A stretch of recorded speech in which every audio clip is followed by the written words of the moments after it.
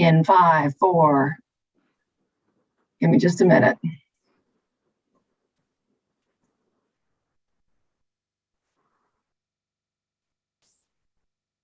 Okay, we're ready. Okay, well, welcome everyone to the first general body meeting for the King Middle School PTSA for 2021-2022 school year.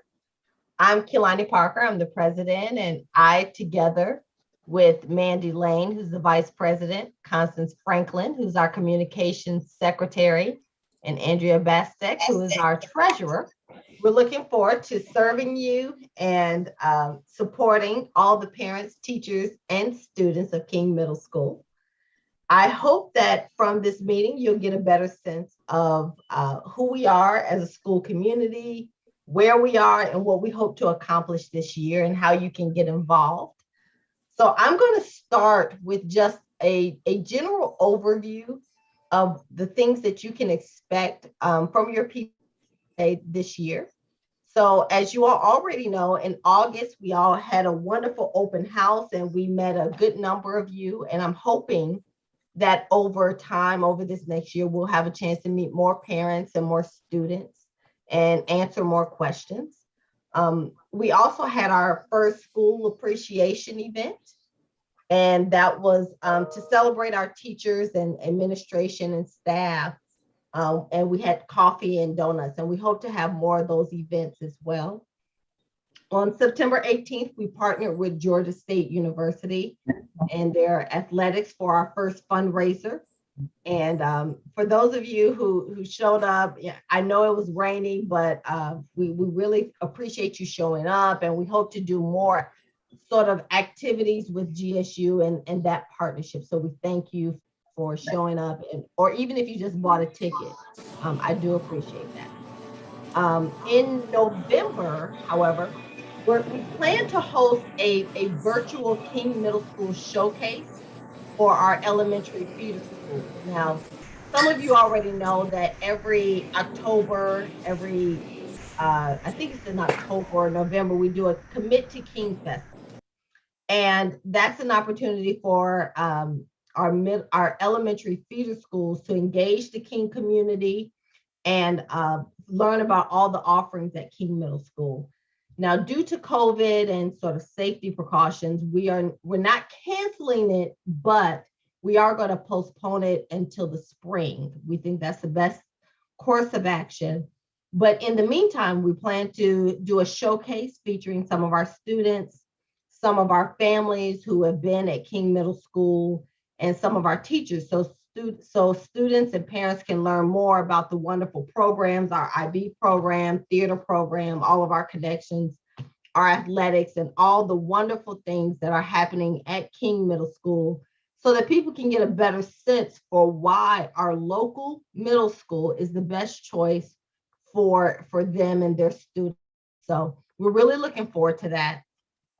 In January, we're also planning what we hope to be a cluster-wide community service event for the MLK holiday.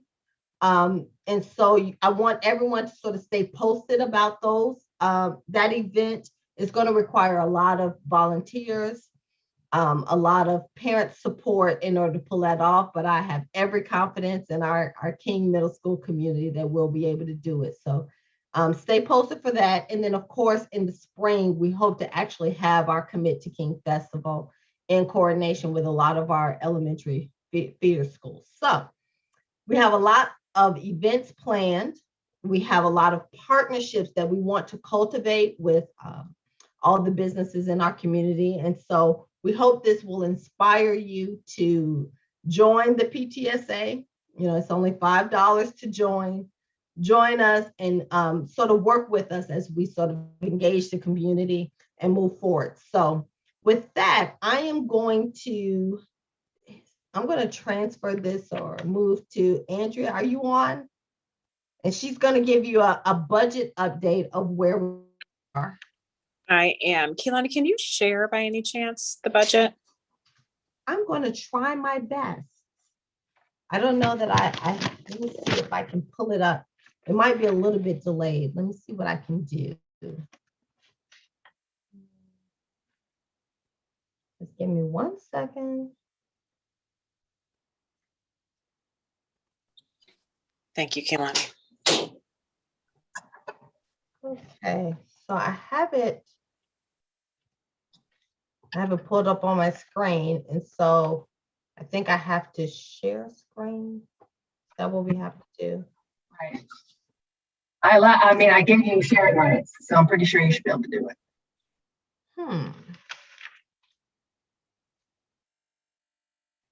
No screen, let's see.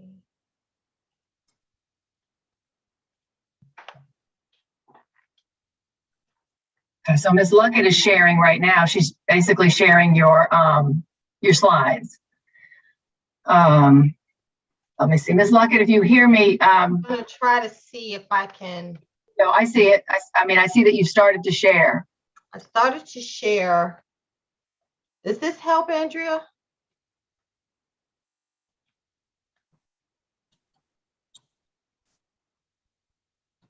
It says I'm sharing the first part. Does anybody see it? I know I don't see it. Does everybody see it or no?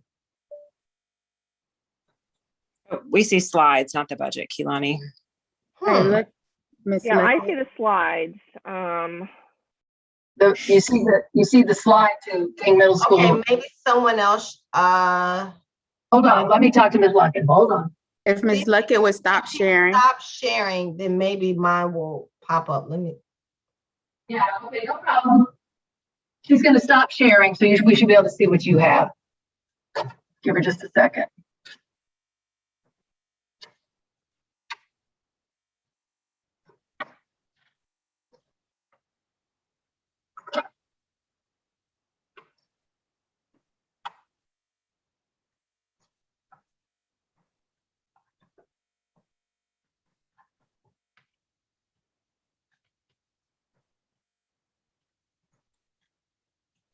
There you go. Ms. Parker, do you see it? Okay, what do think- you all see? I see- We still see Miss Luckett's slides. I can see yours, Ms. Parker. So give us a minute. Oh, this is lovely. We're gonna get through it. Everyone. Absolutely, absolutely. I see your screen again, Ms. Parker. We all see it. Let me try it one more time. No. We can see it now. We can see you it. can see it now. Yeah. Okay, let's go. Okay, there you go. We're good. Okay. And I this keep is muting how- myself. Okay, perfect. I am ready. Thank you so much, Kehlani, for sharing that. Appreciate it. So a standing item at the beginning of the school year is that we create a budget for the PTSA in this case, excuse me. And so this budget was crafted from prior year's budgets. It outlines on the top all of the income that we expect to bring in for the PTSA, and then at the bottom what we expect to spend that money on. And you see our starting balance there at the top. So these categories are broad enough; they can be altered during the year, and we don't really know what to expect this year. Obviously, it's very different than last year, which is very different than previous years. But we've made some guesses at what we expect these income and expenditures to be. So I think, for the sake of time, I can simply say, we hope to spend about the same amount of money we bring in. So that's around $5,000. And that the primary objective of that is school and staff support. So if anyone has specific questions about the categories, we can dive into any specific one. Like I said, these are just estimates, and then we'll fill out the actuals as we move through the year.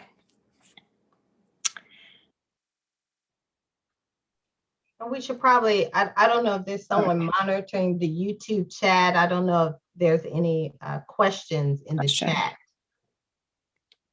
That's a great point, Kehlani. If you want to scroll up, I can just say where we're expecting to get money from and what our goals are for fundraising this year. Thank you so much. So we do have merchandise for sale. We have t-shirts, sweatshirts, and masks that are and yard signs that are in stock and for sale in our store. So we've already been selling some of that stuff, which is great. So merchandise will account for a good amount of our income. We get some money from membership. So thank you all for joining and paying your dues. We are working on a sponsorship program to get local businesses to support us. And actually, that category is missing an item. We have had one sponsorship at $500. So I think it got put in donations instead of sponsorships.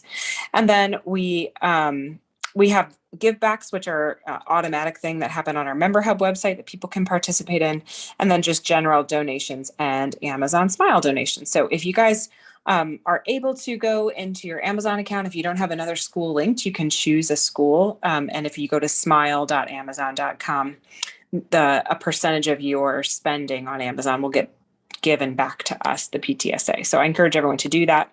And then at the bottom, again, spending things in a variety of ways, but mostly on school and staff support. So that is the plan. We hope to have some events in the spring. So we did leave those programs listed in there.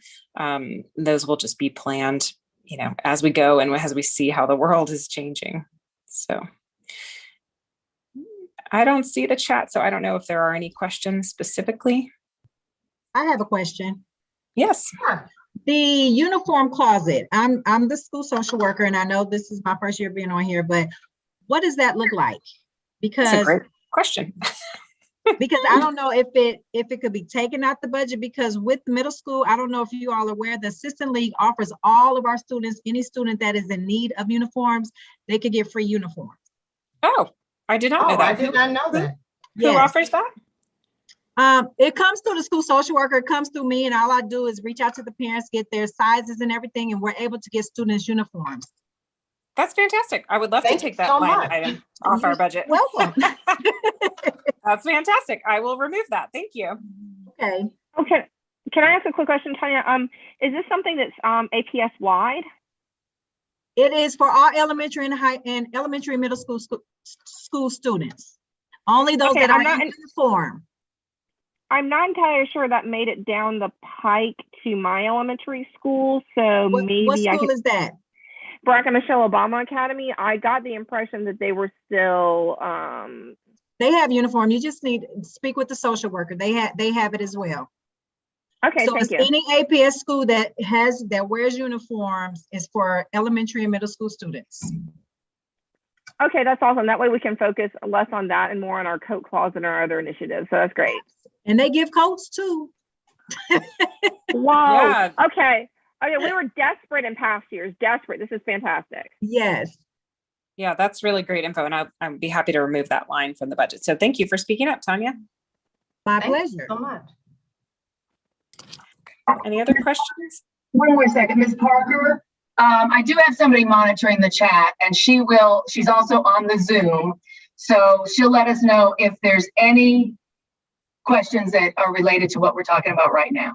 Okay. And I see Someone had a question about the. Oh, yeah. I'm sorry. Someone had a question about the school store. Chat. That's in the Zoom store website. What's the who? The store website. The PTSA's store is linked on our website, and I don't know, Keelani or Constance puts it in the updates that get emailed out, and we can also linked from the school homepage. And also someone wanted to know if you could please post your Amazon information or something. Yes, we can get that posted also. Great questions. And I see a question in the Zoom chat about a box tops. The box tops. Yeah, the box tops program changed in recent years. And I know at least at my elementary school, we haven't really been seeing great returns from it. I don't know if we're set up here or not, but I can check on that. So thank you for asking. You have to scan your receipt now, and it seems to be a much higher burden for people. Oddly enough, it seems like it might be easier, but. And what I hope to do is go ahead and post in the YouTube chat in a minute, the link to the school store and some information about, I know we're with Amazon Smile, you can do that. And we'll look into the box tops as well. Yeah, we are also with Publix. I made sure I double checked our Publix partnership is renewed. It's different than it used to be. There's no longer a barcode thing. It's the same platform we use for digital coupons. We sent a link earlier in the school year, but I could post that again on our Facebook. Maybe I can see if I can look it up in a minute and put it up on our chat as well. But they changed how they were doing that a while back. Yeah, and I think it's important for anyone who's sort of asked from the YouTube channel, if you'll just make sure that you go to our Facebook PTSA page. It's King Middle School. And then there's also a parents page as well. And that'll help you to make sure that you're updated on the information, because that's where we post a lot of information. Anything you think we need to post to our site, we're happy to do it. If you just send it to us, we can post it there as well. Perfect. We will. I think the Publix donations go straight to the school. They don't come through the PTSA. So that all the fundraising information, but specifically that would be useful. All right. Any other questions specifically about the budget? Okay, so Andrea, do you think, should we table a vote on the budget until we can sort of make some of the amendments to some of the line items, or? I feel comfortable voting today. I commit to removing the uniform closet line, but it would also be okay if it stayed and just had 0 expenditures for the year. So we could do it that way. Let's just keep it at 0. Okay. So yeah, Keelani. So with that said, with the understanding that we will sort of keep the line item for the closet and put the expenditures at 0, I'll entertain a motion to approve the budget, knowing that we're going to place that at 0 for the closet. And I think we need to, there's going to be an amendment to I think we had one donation, one sponsorship. Oh yeah, and I actually just removed the uniform closet amount so you can see it's 0 now. And then Perfect.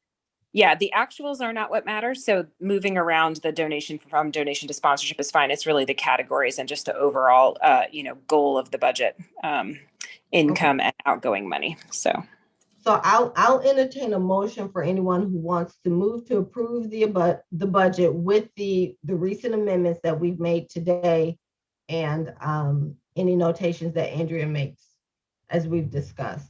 Can anybody? I move to approve. I don't know if I'm allowed to. We're gonna need someone to second it. Second. Okay. Thank you. So it's been moved and seconded that we will approve the budget with the additional notations in the PTSA budget. All in favor, say aye. I don't know how we can. Aye. Everyone's online, just say aye. Are there any opposed? Okay, hearing nothing, then the motion is carried. And so we've approved the budget for the 2021-2022 school year. Wonderful. Thank you. Thank you. Okay, so I think we're going to move to who did I have next? Mandy, are you able to sort of provide a report and update on fundraising? Yes.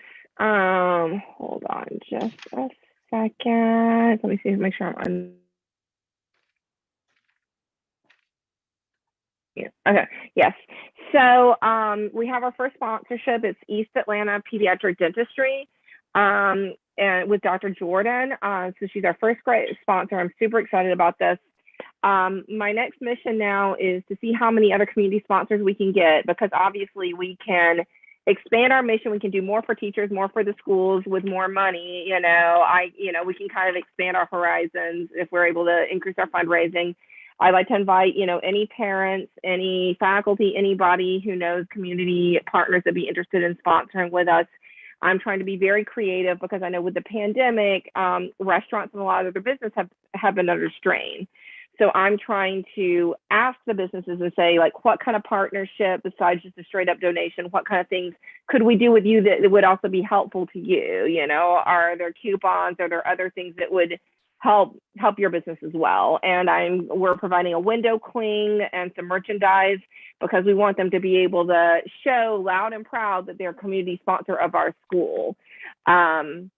So I'm trying to do all that. My email is mandy@mandypiano.com. I'm also active on the Facebook page. Any of you are welcome to share my information with anyone. I'm happy to contact anyone to share my information, and I can reach out to anybody interested in sponsoring. I'm also started to reach out to some coaches, and it's also one of my missions to reach out to faculty and staff and just kind of figure out what the PTA can do, what maybe you guys have seen from your school in the past, from other schools in the past that you think would be good to see from our PTA in terms of needs, in terms of sponsorships, fundraisers. I just want to kind of collect all the ideas and see what all we can implement.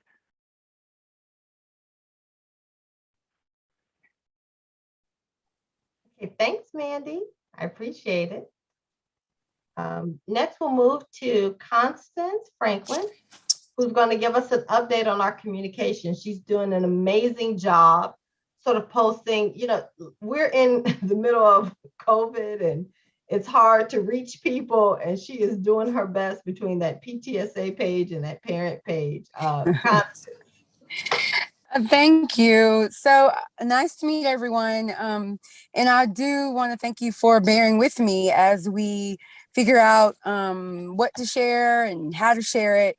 I just want to point out that we do have the PTA Facebook page, which is completely spelled out as Martin Luther King Jr. Jr. period middle PTSA. And I try to cross-reference information also to the King Middle School Parent Group Facebook page. We also have an Instagram account, King Middle PTSA, so you can follow us there. And then Dr. Robinson, Coach Robinson, updates the MLK Jaguars ATH Twitter page. So if you want to keep up with the athletic department through Twitter, you can do that there. And finally, we have our PTSA email address, which is kingmiddlenews@gmail.com. So if you're not getting correspondence, the newsletters are almost every week, but not quite. Sometimes they're just quick updates that I send out. But if there are things going on in the community at your kids' elementary schools or the high schools that would be beneficial to the entire King family, please feel free to send those things and I will share them as I am able. So thanks so much for bearing with us. And again, that's for the PTA Facebook. It's Martin Luther King Jr. Jr. period middle PTSA. And the King Middle PTSA is our Instagram. kingmiddlenews@gmail is our email address. And then again, Coach Robinson has Twitter with MLK Jaguars ATH. And so please feel free to send me things and I will share with everyone else. And someone said to share those accounts and I will do that. Thank you. Thank you, Constance. So I think we're almost towards the end of our agenda. Ms. Shea, I know that we're going to be moving into curriculum night, but did you have any initial remarks or anything that you want to share before I sort of begin my close? Yes, I think there's a question. Is that Ms. Ford? Are there any questions in the chat? Someone said there were some questions about fundraising in the YouTube chat. Right. So someone wanted to know about making direct donations to the school as opposed to buying items where we only get a portion of the funds. Yes. Yeah, I can speak to that. Also on the store, on the online store, there are sponsorship and donation blocks there where you can either choose a preset amount or put your own amount in, and that's just a straight donation to the PTSA. So feel free to do that, certainly in the same online store. Thank you.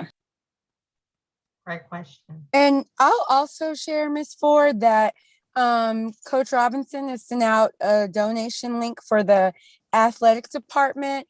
And if you are on the main King page, there's like a pay online section where you can pay for lockers and all those sorts of things. So you can also donate to the various athletic programs in that way as well. I don't know if I've seen other things, but if you are interested in, donating to cross country or soccer or not soccer, sorry, football, I think I've seen links for those things. So you can do that as well. Softball as well. Those are the fall sports, Ms. Ford, anything else in the chat? No. Okay, thank you. Okay, Ms. Parker, I'm sorry, go ahead. Oh, no. Well, if we're sort of towards the end of our piece, so here's what will happen. I, along with other members of the PTSA, we're going to stay on through the curriculum night. So if you have additional questions that you think of, feel free to post it in that YouTube chat box, or you can send us an email if you prefer to the King Middle News, Constance? I think it's King Middle News @gmail.com. Okay. So we will, and we'll respond to the best of our ability and get information to you. But be sure to, like we said, join our PTSA page, like it, and join the parents page, because it's a wonderful resource if you need more information. We recently did a bunch of deliveries. I want to say we, but that was really our wonderful treasurer who made a bunch of deliveries of our of school merchandise. So a lot of t-shirts and hoodies, and I'm so thankful that so many people ordered. So we're going to be doing another order for that in the next month. So keep an ear out for that as well. We'll be ordering for hoodies for the fall and other t-shirts. So and Keelan, just to clarify that, like there are some that are still in stock. You can buy those now on the store, and then there's a pre-order section. So if you want to go in and order, you can put your size in, and we'll make sure to get your exact size in the next order. Thank you. That's perfect. Yes, I forgot. We do have some leftovers that you can sort of try. Hopefully, it'll work for everyone. So if if there's nothing else to add, I don't think we have any more questions that are in the chat. So if there's nothing else, then I will go ahead and entertain a motion to adjourn our meeting so that we can move into our curriculum night. From anyone?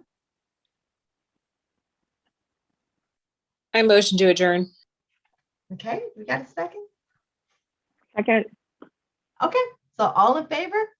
I'm hearing nothing but Aye. ayes. Okay. Aye.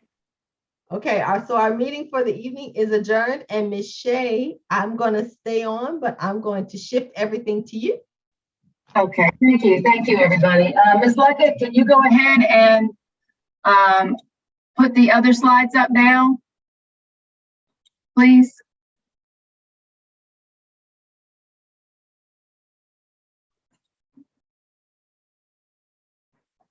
That'll just take a second. Yes, ma'am, I will. Thank you.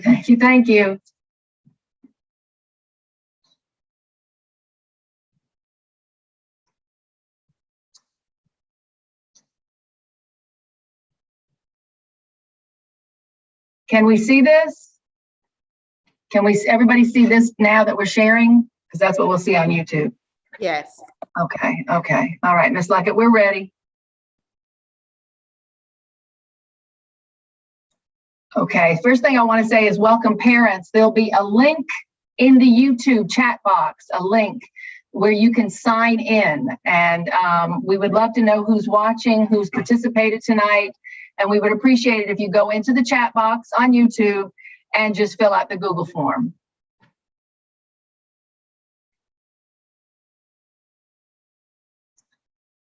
Of course, any questions you have as the meeting goes on, you may ask in the chat box. If there's any PTA questions that come up during the course of the rest of this meeting, we will address those at the end during our question and answer segment, which will come at the end of this meeting. Here's our agenda. We'll start with updates. We're going to talk about the APS 5, curriculum night core content areas, and partnering with our parents.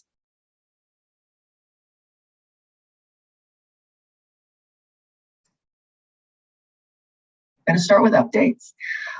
Let me start by saying my name is Barbara Shea, and I am the interim principal here at King Middle School. And I'm so glad that people are hopefully watching on YouTube. And thank you for the people that came tonight to join our Zoom so that we could make this all possible. Our school demographics for this year are, we have 254 sixth graders, 291 seventh graders, 260 eighth graders, for a total of 805 students. We are down in our numbers. We were, I think, proposed to have around 890 students. So we are at 805 at this point in the year.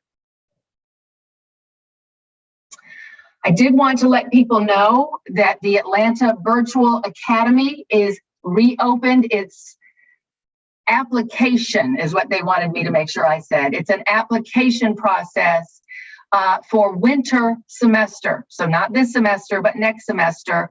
It will be a flex program. You can see this information. This will also be on our website as well as the Atlanta Virtual Academy website.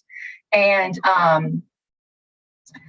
it's a lottery program. So once your application is in, there'll be a lottery on November 5th to find out if you got in. They do have some extenuating circumstances where they have sort of a priority list. They take students who are medically fragile first, students who are too sick to be in school but still can handle school, and then they go through a lottery after that. I don't have a lot of information. I was strongly encouraged to tell our parents to reach out to them, reach out to the Atlanta Virtual Academy. You can apply online, and if you have any questions, you can, the Atlanta Virtual Academy, if you go to the Atlanta Public Schools webpage and click on schools, the first school you come to is the Atlanta Virtual Academy, and there's several links on there for you to get more information about registration for your child for second semester if you so desire. Next, we're going to have our school nurse, Nurse Duffy, give us some COVID updates. Hi, good evening, everyone. I am Dr. Duffy, the school nurse here for King. I really just wanted to go over a couple of the COVID basics so you as parents and teachers can have an understanding of the basics between the two. So whenever we come into a positive COVID case, we consider that individual to be under isolation. If you have tested positive for COVID, the minimum number of days that you can stay home is 10 days. We hope that everyone gets better and recovers well, but we definitely want you to stay home. The second definition is quarantine. This is when an individual has come in close contact with someone or has been exposed to someone who tested positive for COVID. The requirements for that is for you to stay at home for the minimum of 8 days, but to be tested for COVID on day 5. So a minimum of 8 days and to test on day 5. We offer COVID testing here at King Middle School every Monday for all faculty, students, and staff. And we are really trying to up the number of students. So we're going to include the QRS code. So parents, you can fill that form out, and the students are tested every Monday. As far as the COVID vaccine, this year, Atlanta Public Schools did partner with another organization, and I know that there will be a third date in which students can receive their vaccine. Ms. Shea will provide us with the date for that third date in which they will be on campus. Outside of that, I hope that we all have a wonderful school year, and the codes that are needed are here as well as on the website. Thank you, everyone. So at this point, you can take your phone right to the YouTube channel and scan that QR code, and you can sign your child up for surveillance testing every Monday. Atlanta Public Schools also has mandated that teachers and staff be tested every Monday and Thursday. So that is not a testing day for students, but it is a testing day for teachers and staff. And that started right after Labor Day. So we're into week, I want to say 2 of that or 3 of that for us. Miss Luckett, can you put the code for the Google form for parents to sign in? Can you put that in the chat on YouTube? Or Johnny Ford, can you put that in the chat on YouTube? They are working on that. They're changing the permissions so that people can access it. I got you. Thank you very much. Thank you very much. Next, we're going to hear from our 8th grade school counselor, Dr. Shirley McCullough. Hello, everyone, and good evening. And Miss is just fine. And I'm just here to briefly go over our social emotional learning, as well as something new that the district is doing this year, which is our behavior screening. So parents, if you've been with us, even in elementary, you are familiar with social emotional learning because the district has been pushing social emotional learning for the past more than 5 years now. So in an effort to continue developing our whole child, we will continue with our implementation of social emotional learning. Parents, those competencies that we focus on as we're teaching this is self-awareness, social awareness, self-management, responsible decision-making, and relationship skills. So we will have advisory every Wednesday, and that is as soon as homeroom ends, we move directly into advisory until about 9:55. We will continue to push the SEL community gatherings. And parents, if you're not familiar with the gatherings, this is the time where we do a pulse check on our students. So the teachers are implementing activities that give us time to see the other side of students and to show the other side of us, but more so than anything, checking how are they doing. And if there's any red flags or anything that they feel needs to be addressed, then they know to directly contact their grade level counselor or administrator so that we can assist kids. Not only that, it helps to build a community. We have students who haven't been in school for a long time. Students do not know each other. And so it helps for us to get to know each other in various ways. And those community gatherings really pull that out. And then in addition to that, the district has purchased and we're still implementing the second step curriculum. It is an in-depth curriculum that focuses on various areas such as bullying prevention, self-awareness, all of those competencies are pushed through that curriculum. And parents, there are resources for you as well that can be supported with that, and you can find those on your counselor's website. And if you need the counselor's website, you can reach out to any of your grade level counselors and we'll give you that. And we have some resources on there. The other thing that we have going on this year is something that the district has put in place, and we think that it is going to be an excellent opportunity for us, and that is the BASC-3 Best Universal Screener. This is a universal social, emotional, and behavior screener that has been chosen by the district.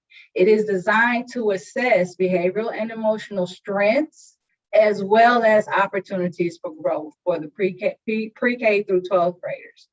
So the screener is used for screening purposes only. Parents, it is not diagnosing students. It is not diagnosing. It is a way for us to identify those students who may not always advocate for themselves, who are making good grades, have good behavior, so they fly under the radar because we're focusing on other students, yet they may be going through some struggles. And so this screener is going to help us to be able to identify those students and give them some more supports that they need. And it is an evidence-based pathway to help us to focus on those students and to direct more energy towards them. So there is no specialized training required. So teachers will be administering the screener to students during an advisory period. Parents, you do have the option to opt out. We've sent out 2 letters giving the opportunity to opt out. So the way this works is if we don't have an opt-out form, the students are opted in. So they're going to sit for that screener during one of our advisory periods. The opt-out form comes down to night, parents. So if you are saying that you don't want your child to participate, please go ahead and visit our school website. And that opt-out form is on the school website. After tonight, any students who we have not received any opt-out forms, they will sit for that screener this week. Parents, we're also asking that you provide us some information on the student because this screener goes threefold. We got teacher input, student input, and then parent input. All of that input is compiled into one database, and then it allows us to identify students who may have extremely high levels of concerns, minimum level of concerns, or no concerns at all. So any information that you can give us to help us to be able to help your students will be very, very helpful. So that parent link can also be found on our school website. If you go to our school website and look for the behavior screening information, but it's also shown on the screen here. We think this is going to be an excellent tool for us as counselors and other support staff here at the school, social workers, behavior specialists, graduation coach, MTSS, because it's going to help us to identify more students that we may just be overlooking because we're so focused on a certain group of students that we've been working with. So if you have any questions, once again, feel free to reach out. This screener will be given this week to the students. The window closes on October 1st. Parents, if you want to participate, you can go on and complete that screener now. You will need your student's ID number, your student ID number to do that. Your screener is 29 questions. The teachers will be completing screeners on the students, which is 20 questions, and the students will complete a 28 question survey for us.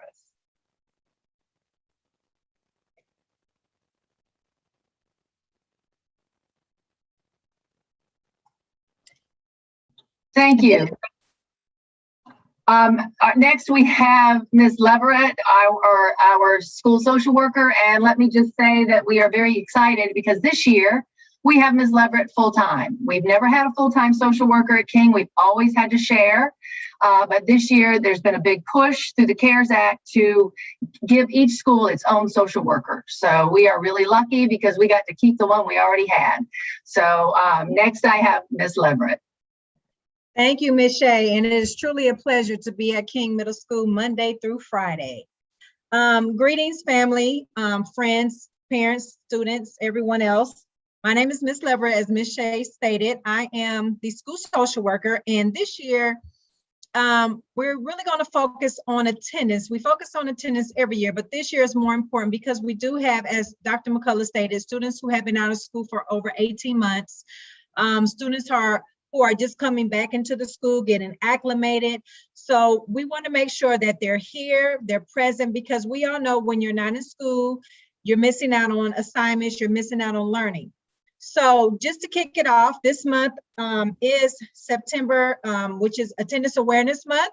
And we're kicking it off with the theme, Rebound with Attendance. I had the opportunity, well, King has the opportunity to have an awesome attendance committee team, which we're working together to work with our students to find out which students aren't showing up for school. If they are coming, what's hindering them from coming to school, and reaching out to the parents so we can assist them in finding a means to helping the students get to school every day, because we know, again, coming to school is very important. The attendance team consists of Mr. Phillips, Mr. Carpenter, Ms. Fight, Ms. George, and Mr. Carter's, and Coach Atwaters. And we're all working together, not to just focus on students who aren't coming, but also to award the students that are coming. So we have a lot of things in store between now and the end of the school year. This month, we're doing a Rebound with Attendance poster contest, which the district has given for all the schools. So we are encouraging our students who are artists or those who aren't to participate. The deadline to turn in the poster is this Friday. We will also be rewarding students who have perfect attendance, homeroom teachers in their class who have perfect attendance. We will also be rewarding the teachers as well as the parents of the students who have perfect attendance. So we have a lot in store regarding attendance this year, but I also just wanted to share with you all briefly that whenever your child is absent from school, it's very important that when they return, upon them returning, that you either send in a note, a handwritten note, or a medical note from the doctor, the dentist, if they had a dental appointment, whatever the case is. But please make sure that that note is turned in to Ms. Fight at the front office. So that way your student will not be marked unexcused, but they will be marked as medical or illness.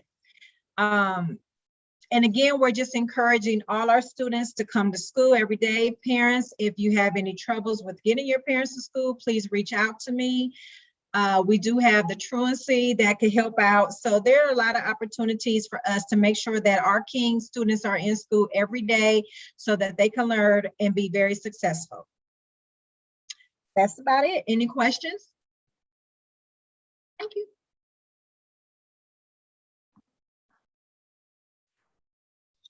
Thank you so much, Ms. Leverett. Now we're going leave it. Hold on. Give me 1 second. I'll make myself. Thank you, Ms. Leverett. And now we'll have Ms. George to talk about after school all-stars. Good afternoon. I'm Ms. George. I'm the coordinator of the After School All-Stars program. The After School All-Stars program is a grant-funded program. The funding pays for daily transportation, snacks, dinner, supplies, special events, field trips, and staffing. Funding for the program is determined by student participation and completed applications. Your child will not be denied based on income, but documentation is required from all students who wish to enroll in the program. There's no cost to join. Dinner and snacks are provided. The program meets daily except for Tuesdays from 4:15 to 6 p.m. The bus routes are built based on submitted applications. So when students submit an application, sometimes it does take a while for the stop to be created if it is a new stop on the route. The mission of the After School All-Stars program is it provides comprehensive after-school programs to keep children safe and help them succeed in school and life.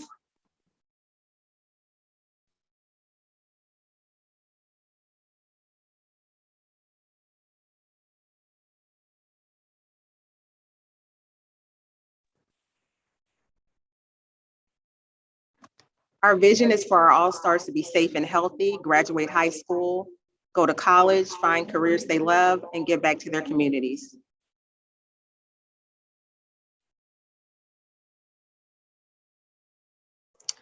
On this slide, you see the 5 tenets of the After School All-Star program, which is academic readiness, and below are some activities that aid in that.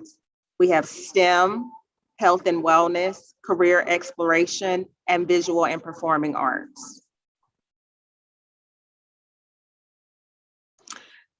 We, of course, cannot forget our parents. We know that when we have strong, healthy parents, we have strong, healthy children. So we also have programming for parents and guardians. And so if you see below, we have inspirational vitamins in the morning. We have fitness and a variety of other things. So once you join, you'll see that link so that you can join in and participate in that program. We offer a lot of incentives for students and parents, so please check us out. Once again, it's a free program and we're here to support your child as well as yourself. Thank you.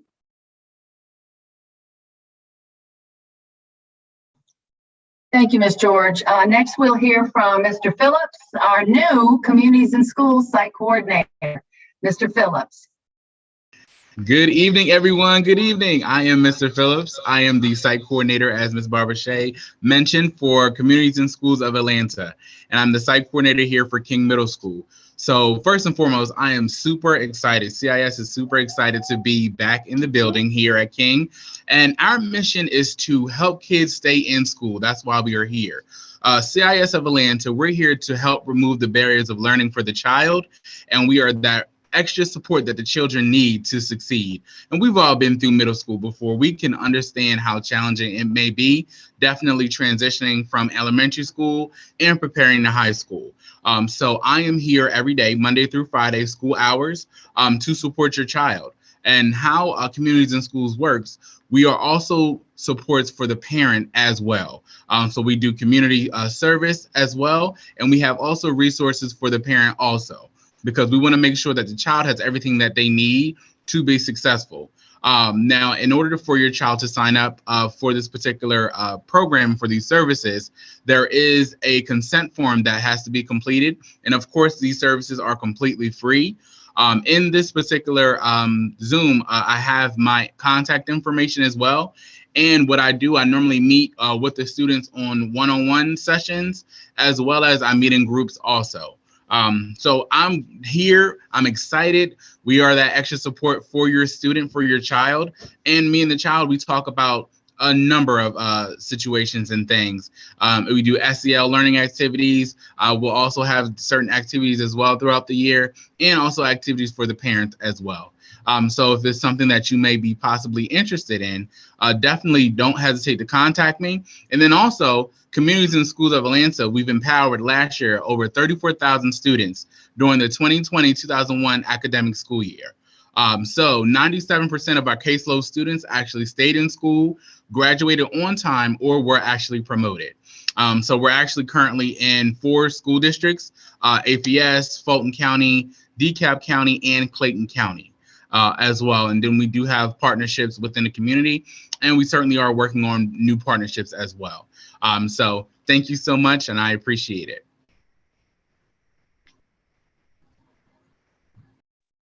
Thank you, Mr. Phillips, and thank you for coming to King. We're happy to have you.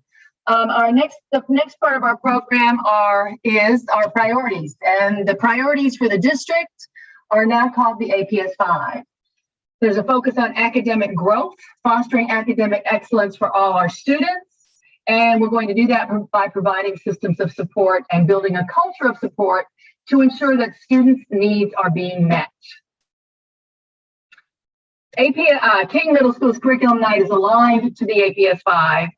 Data is one of the 5, and we're going to utilize data to make all our instructional decisions and ensure equitable outcomes for our students.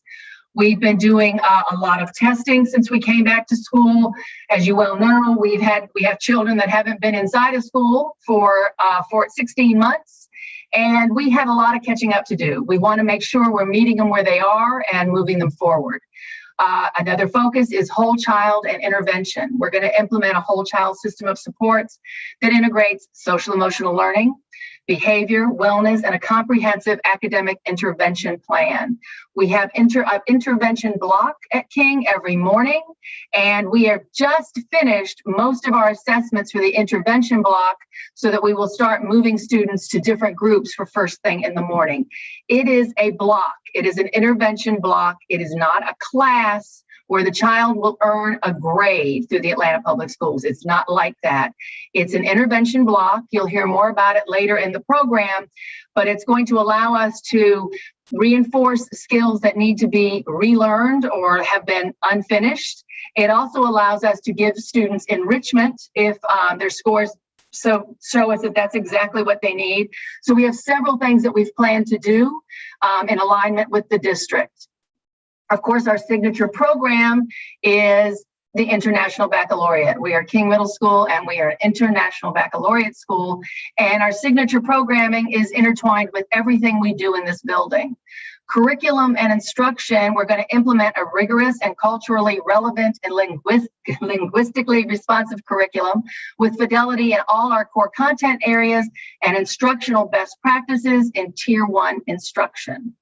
Personalized learning is utilizing flexible learning tools, technology integration, targeted instruction to personalize learning for all students. And several of the platforms that we're using for teaching this year really allow us to personalize the learning for our students. Next, we're going to have our Assistant Principal of Curriculum and the International Baccalaureate, Ms. Luckett, to talk about data. Good afternoon, everyone.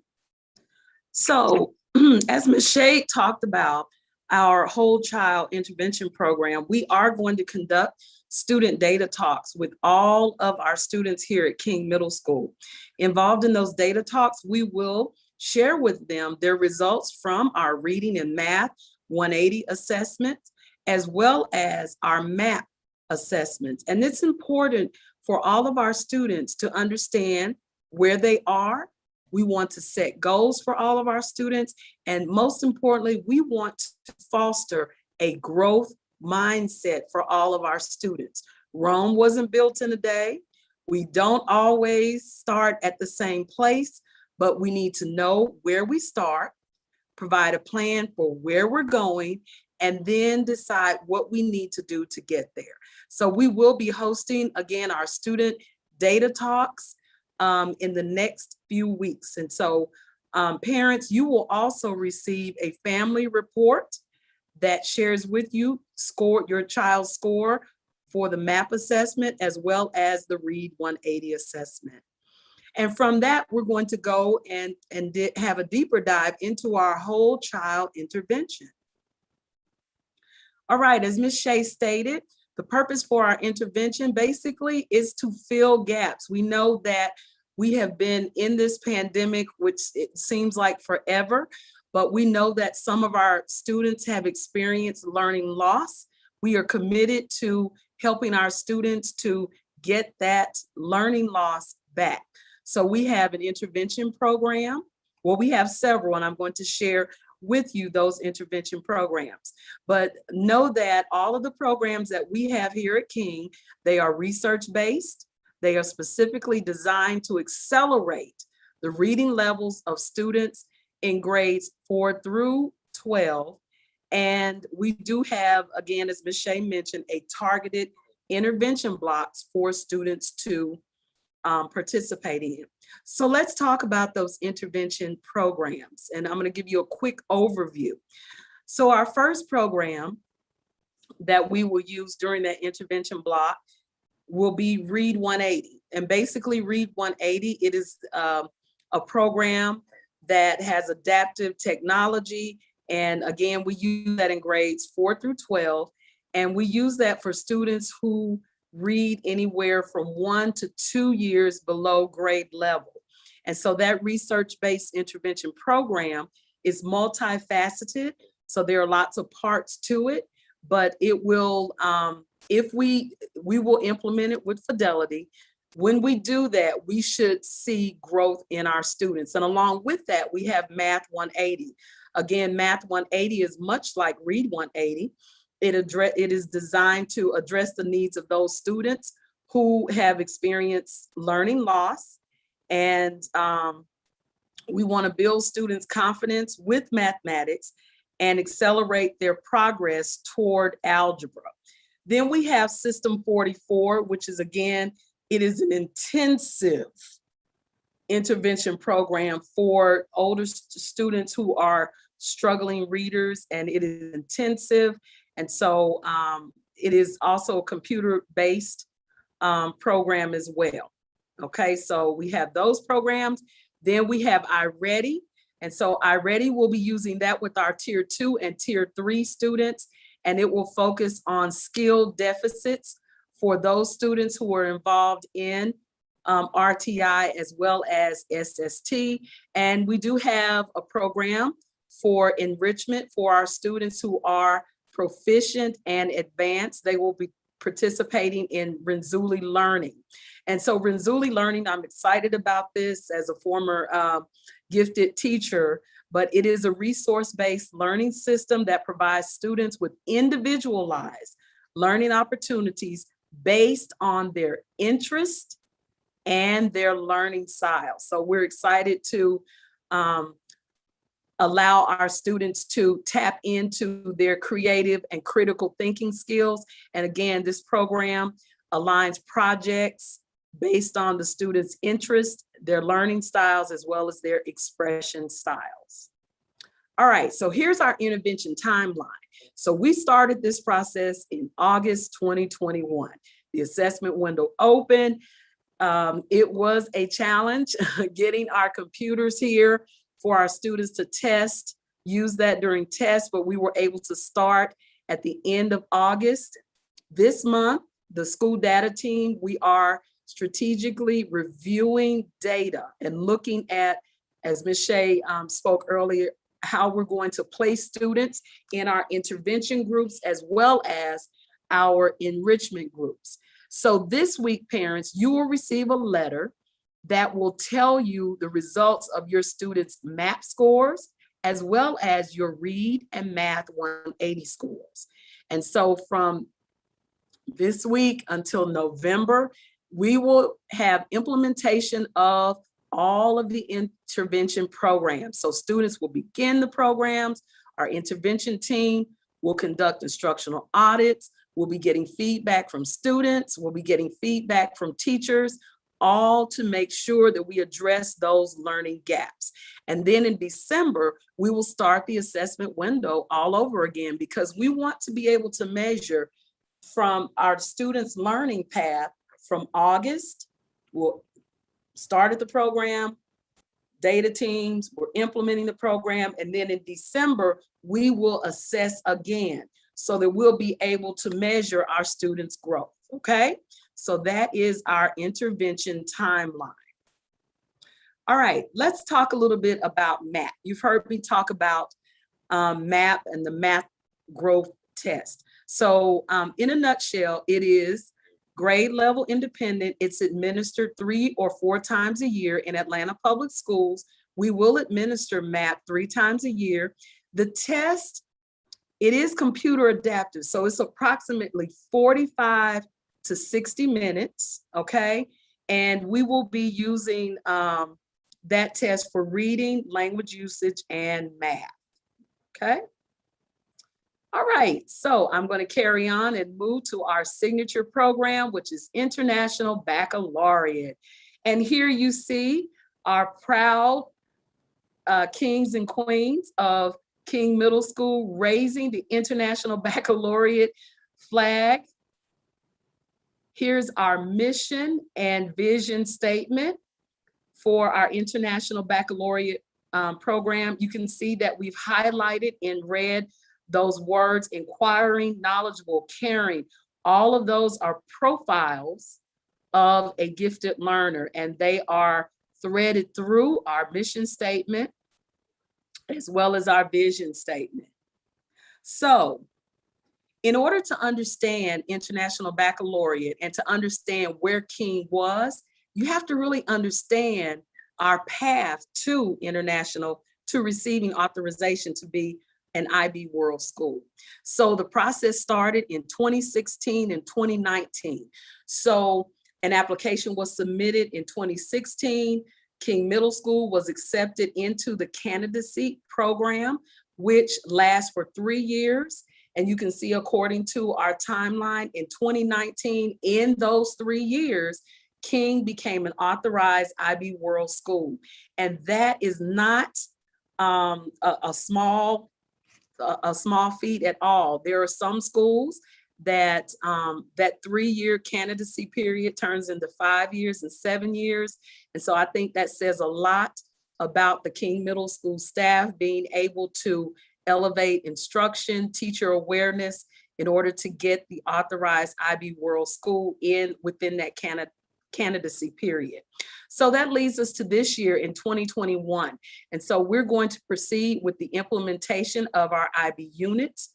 We started implementing ATL skills in our connection classes. We will do that in our connection classes as well as our core content area classes this year. And we will be in phase 1 of our IB grading process, which includes an IB report card. So we're in phase 1 of that, okay? Our reauthorization date is 2025. And so we are collecting evidence and materials so that we can get reauthorized in 2025. All right, so this gives just a quick overview of the IB program and the framework. Here you see we provide holistic learning, inquiry-based learning, interdisciplinary study, common approaches to learning, global context, as well as community service and learning. We have King Middle is committed, excuse me, sorry for the typo, to the IB framework and ensuring access to global respected programs for all students. We want our students to become global thinkers so that they can accelerate beyond high school and excel in college, career, and in life. So parents, you may ask, well, look, how can I support, the IB program at home?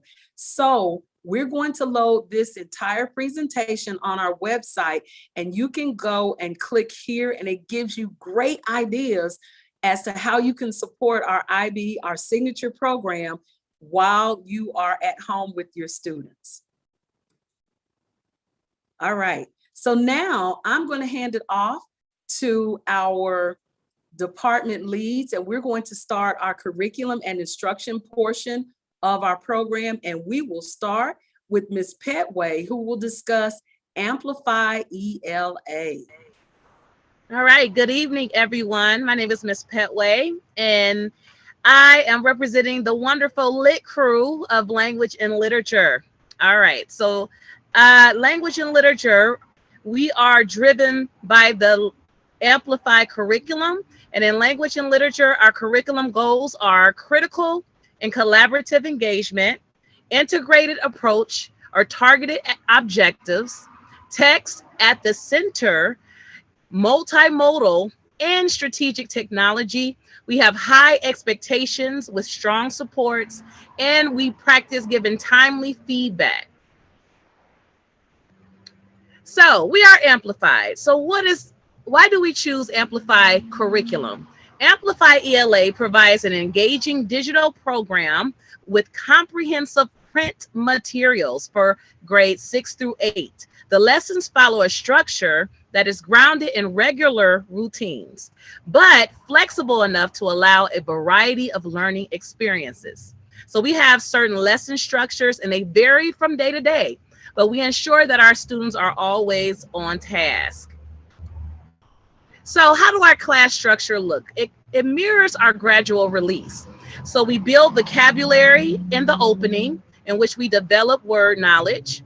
Also, we then go into our work period, in which we have close reading. Excuse the background.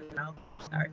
And in our work period, we collaborate and we interpret our text. So we may have text talks. That's when we present whatever text that we are using for that day. And then we go into our performance task or independent work, which could be solos. All right, so we develop and we present our ideas together in our We Do. And then they are given independent work for solos. And those parents are usually given for homework. So please check Google Classroom, parents, because you will see that that's what the assignment is. So this is where they apply their learning to new text by annotating in response. And lastly, at the end of class, we try to reflect. We try to solidify our learning through our exit ticket or discussion. And that is our class structure. So what are we currently studying? In 6th grade, the students are reading Ronald Dahl's memoir, Boy, and they're learning how to work closely with textual evidence and narrative writing. In 7th grade, where I represent, we are currently reading Red Scarf Girl, and we're also working on our narratives. As students follow the writer's journey through a world turned upside down, they would track the changes in her feelings and motivations over time. And in 8th grade, we are doing perspectives and narratives. So this unit aims to teach students to read like writers. So they practice while they're actually reading how to be better writers and using the structure and craft of a writer. So that is language and literature. Parents, if you have any questions, please feel free to reach out to your grade levels, their teachers, and also Miss Ford, and that is our instructional coach. And I'm Miss Petway, and I'm passing it over to our language and acquisition. All right, we'll start with Miss Aguiar.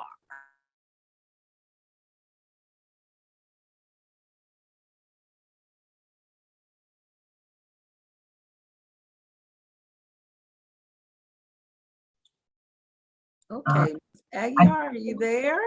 She's not here. She's here. I saw her. I think she may be on Yes, mute. I'm here.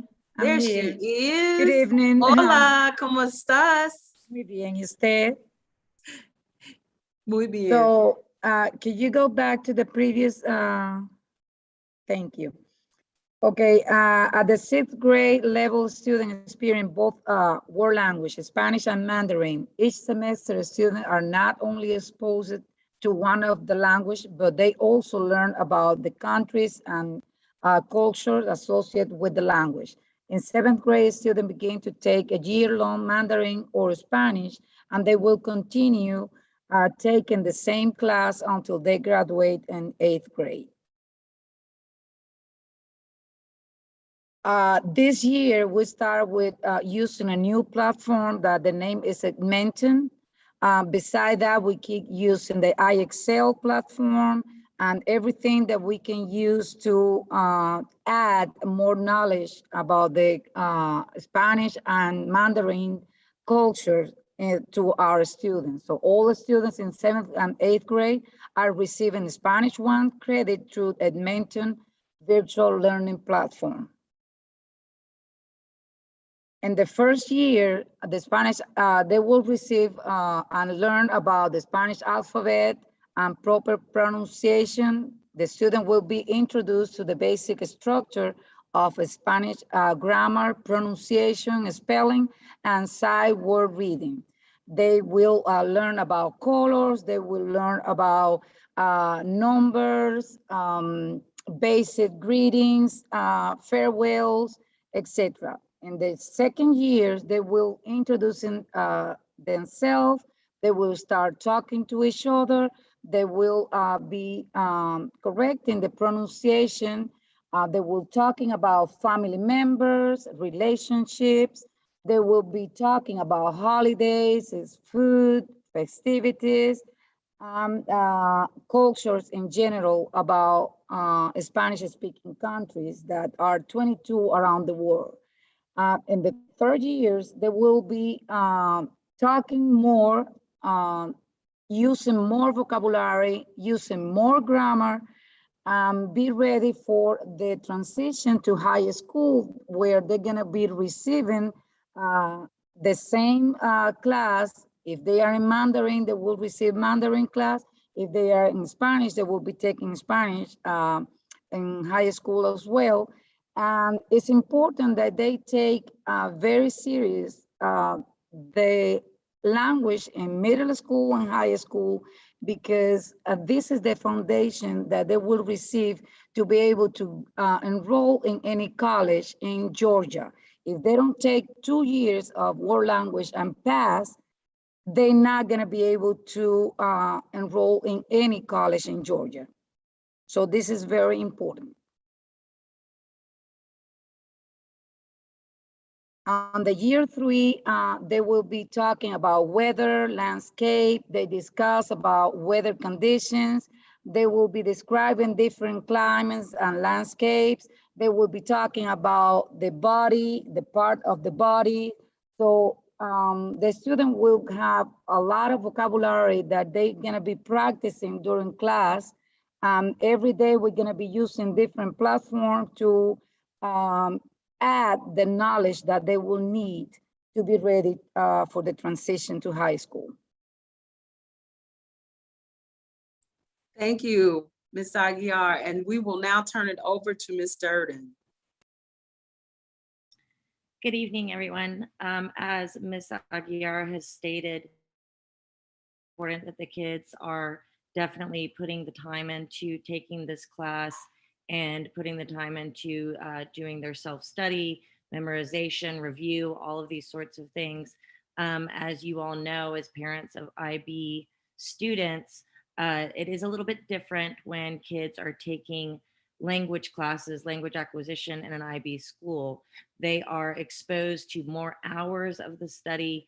The language acquisition courses, which we have Mandarin and we have Spanish, they are core classes. These are not electives, they are core classes, and they are they're expected to maintain a passing grade in each of these classes, and they will continue on to high school, as Ms. Aguiar said, and they will end up furthering their study. They do not have to choose Spanish or Mandarin. They could choose French. As she said, they do have to take 2 years in high school, but what we are setting them up for high school is they do have high school credits by the end of 8th grade, meaning that they can go ahead and freely transition into a year 3 Mandarin class. They will not have to start at the very beginning. As you all know, if you've taken language before in Georgia or in the United States, it is less of an intense course, and we really want these kids to be working towards mastery. As a team, the language acquisition team, as we work together, we definitely want to make sure that we're all on the same page. Even if one child is taking Spanish and the other is taking Mandarin, they are still learning the same topic. So for example, in year 1, if kids are still learning about colors and having simple introduction to colors and numbers, we are making sure that they're doing that in both of the classes. It's a little bit different in Mandarin just because it's different with the writing and the pronunciation and the characters and the reading. We do focus on pinyin the year one. That's a phonetic, it's the phonetic alphabet to pronounce characters. We introduce the kids to basic structure of Chinese writing, pronunciation, tones, and sight word reading so that we can prep them on for year two. In year two, the kids become more fluent in their conversation. They definitely go back and retrace the subjects that they've learned before, maybe family, maybe friends, but it works into higher level grammar so that the kids can use the target language to communicate more. Year three is obviously a much more intense year because the kids have had a little bit of history with other teachers, you know, year one, year two. In year three, we really want to get them with hit the ground running. We did lose some time during COVID, during quarantine. It was pretty hard to have children writing when everything was virtual, but now we've definitely started to concentrate more on writing and being able to do more reading so that we can be in the actual classroom and really have the kids dig in and see what they're doing. As Ms. Aguiar said, you know, we have the same units. The kids will be describing physical features, personality traits. So say, for example, in year one, you've talked about how people have been, they're your family, they're tall, they're short, whatever that may be. Then we'll continue into personality traits. They may be tall and short, but they're also very outgoing. Someone might be very shy. Someone might be very humorous, things like that. So again, you will see similar themes and because we planned for that to be that way. So say, for example, if we have twins and one's in one LC and the other is in another LC, we will be hitting the same topic. It is just a different language that they will be learning. We go by ACTFL standards. That is the American Council for Foreign Language, the teaching of foreign languages. That is standards that were set by the United States, and they're mostly can-do statements. I can describe this, I can read this, I can understand this. And we use those standards to assess each of the levels that each individual has. And of course, we hit the four main standards of reading, writing, speaking, and listening. So that is also completely aligned in our language acquisition team. And it's fun. So we really appreciate your support. Let's move next to Ms. Calhoun. Hello, everyone, and good evening. I am Ms. Calhoun, and I am representing the Marvelous Math Department. APS has a vision for our math instruction this year. So we are wanting students to exhibit a growth mindset, understand the world, be flexible, resourceful problem solvers, challenge thinking through reasoning and evidence-based critiques. We want students to operate with a productive struggle, demonstrate mathematical thinking orally and written, and collaborate with peers. We also have implemented a new math curriculum this year, Amplify Math. So Amplify Math has a focus on high quality, student-centered instruction that accelerates learning for all students. APS has a vision also of all students being equitable, and Amplify places every student on a level playing field. And Amplify is strategic in that it makes math more approachable and engaging.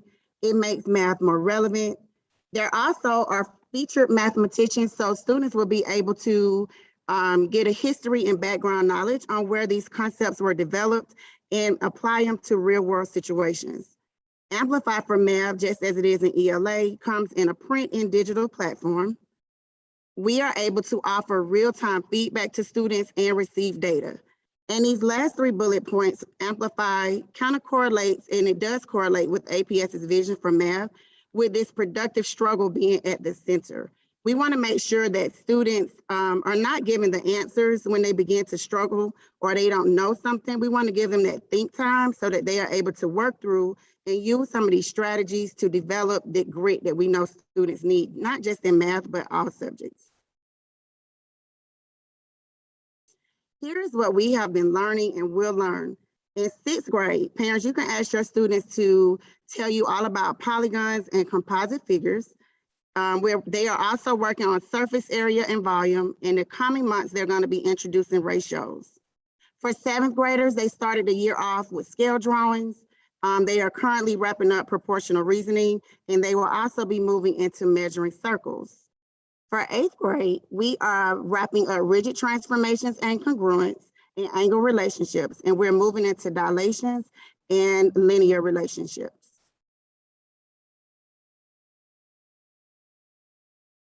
We also have students taking accelerated math for 6th and 7th grade. So you'll notice that some of the topics, our accelerated students, they receive the same concepts just at a faster rate. So the 6th grade accelerated students are working on areas, surface area, areas of circles. Also, they will be introduced to ratios, rates, and percentages, and fractions and decimals. The 7th grade accelerated students were learning what the 8th graders were at the same time, rigid transformations and congruence, but they are moving into scale drawing, similarity and slope, inequalities, expressions, and equations. We also have 8th graders that are currently working in our Atlanta Virtual Academy, I believe through Edgenuity, and their instruction is personalized, is self-paced, and teacher facilitated. And if you have any questions about 8th grade math, you can reach out to Ms. Bankston. She's our math instructional coach, or to your student's grade level teacher.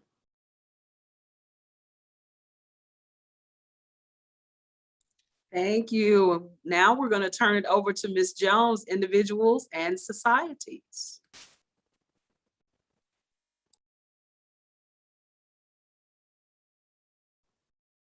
Well, good evening, everyone. My name is Amaryllis Jones, and I represent the innovative and never duplicated individuals and societies team at Martin Luther King Jr. Middle School.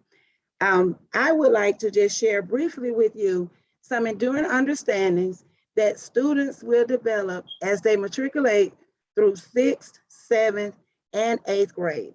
And some of those enduring understandings are beliefs and ideals, conflict and change, culture, governance, individual, groups, and institutions,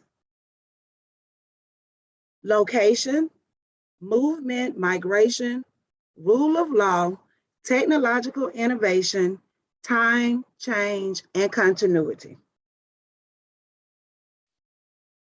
Here at Martin Luther King Jr. Middle School, all of our students receive a standard-based, rigorous, and engaging instruction, and those enduring understandings actually break down into 4 specific domains.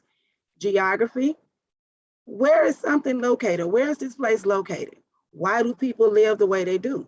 History, economics, government, which also breaks down into adult and juvenile justice systems in 8th grade.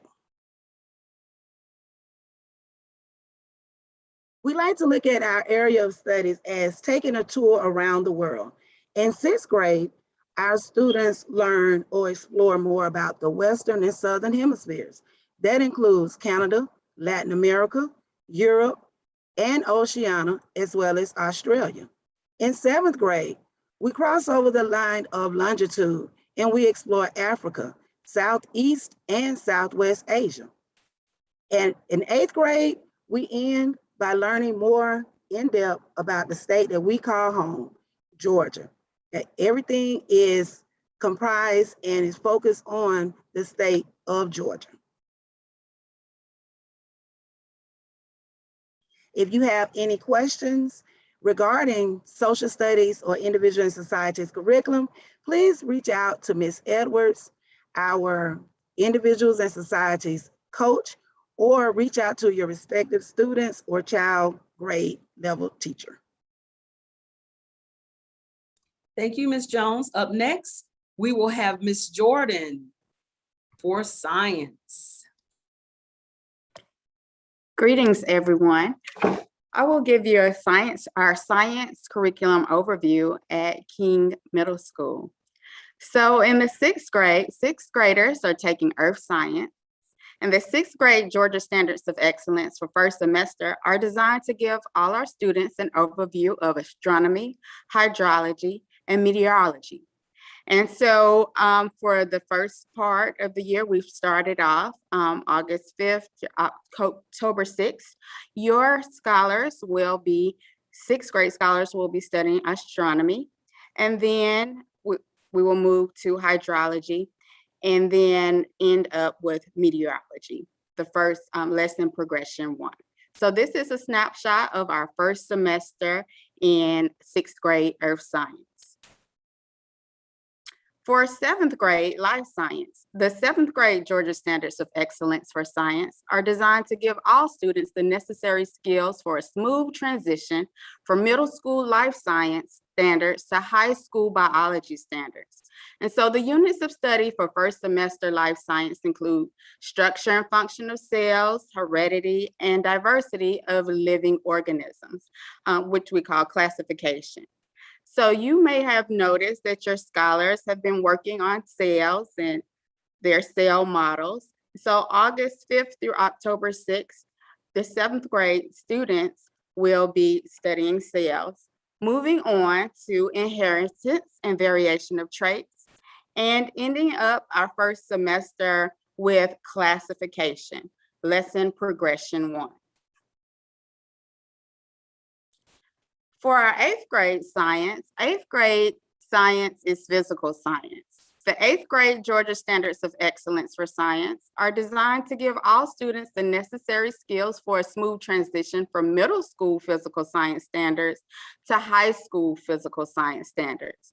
The units of study for first semester physical science include the nature of matter, conservation of matter, force and motion, conservation of energy, and energy transformations. So we've started out the school year in 8th grade, August 5th through October 1st, covering matter and all the components of matter. We will move on next to force and motion and end up this first semester starting with lesson progression 1 for energy. If you have any questions about your science for your scholar, you will contact the grade level teacher, and you also can contact Ms. Dion Holland, who is our science instructional coach. Great, thank you so much, Ms. Jordan. And up next, we will hear from our connection department chair, Mr. Briggs.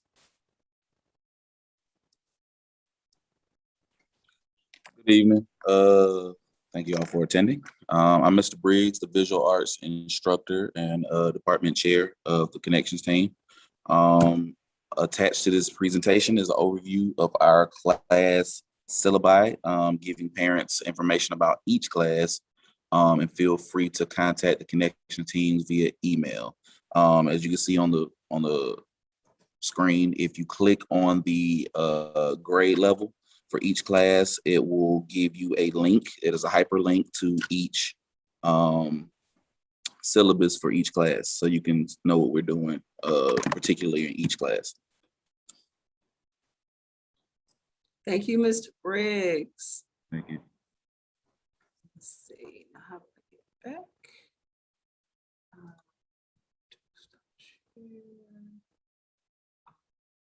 Sorry, hold on.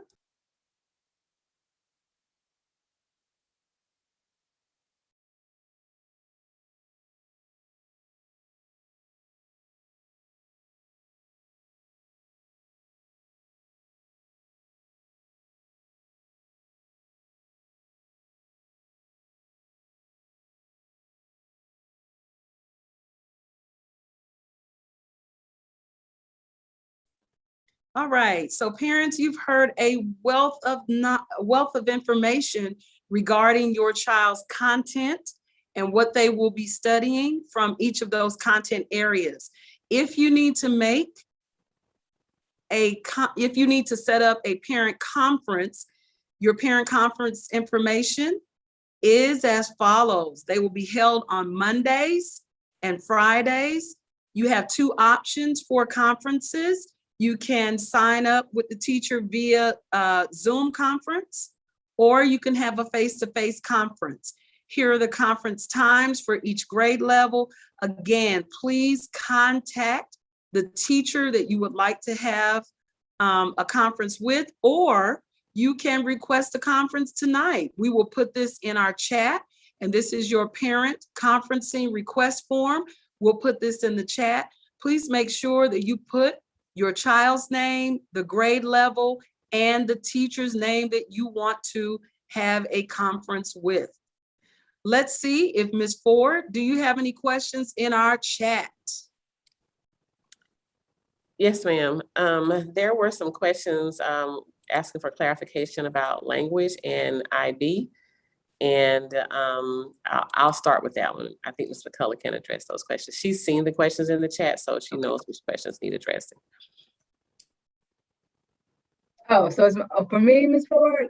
Yes, so it relates to the world language and that credit for high school. There were a couple of questions.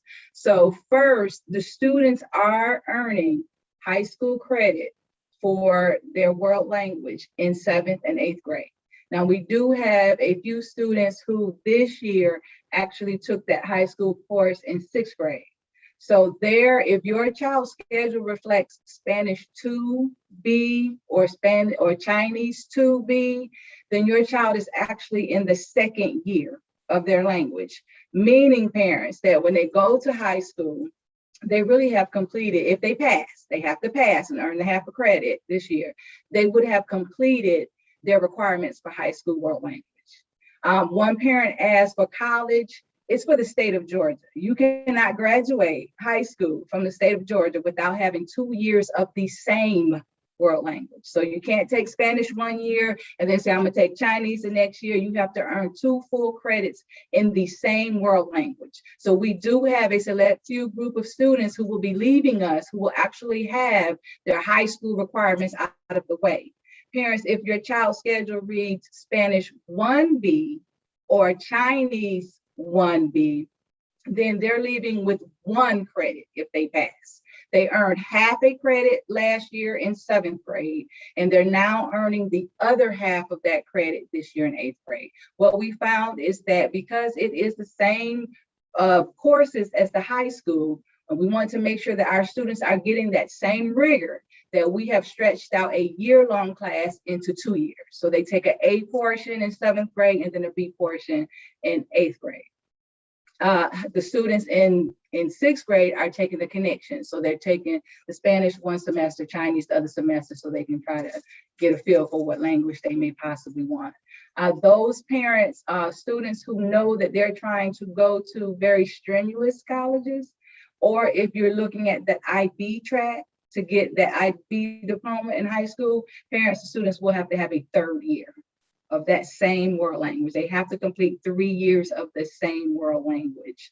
And that will be the requirements for some of your more strenuous colleges. But to graduate from Georgia in high school, you have to have 2 years of the same language.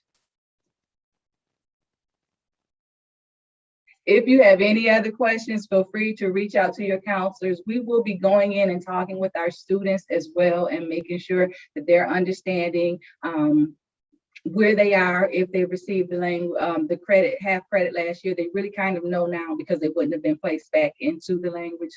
But parents, feel free to reach out to any grade level counselor. We'll be able to give you more clarification.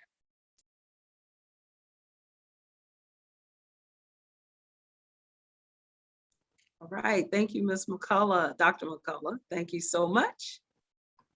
Okay, again, parents, if you have any clarifying questions or if you would like to arrange a conference with any of the teachers, any of your students' teachers, please, we will drop this form in our chat. It will also be posted. Ms. Luckett, there are a couple questions about testing. The first one was, when will testing results be on SLDS? And how will student scores be sent to parents and in what form? Okay, so the first one, will student scores be on SLDS? That is the state website. So that's a question that I really can't answer with, I really can't answer that because we are not the owners of that, but I will certainly make note of that and try to find out and post the answer on our website. And the second question had to do with when will you receive the results of Read 180, Math 180, as well as MAP testing. You will receive those this week. We are preparing your family reports And so students will be bringing those reports home probably on Friday, Thursday or Friday of this week, Thank you for that, Ms. Cannon.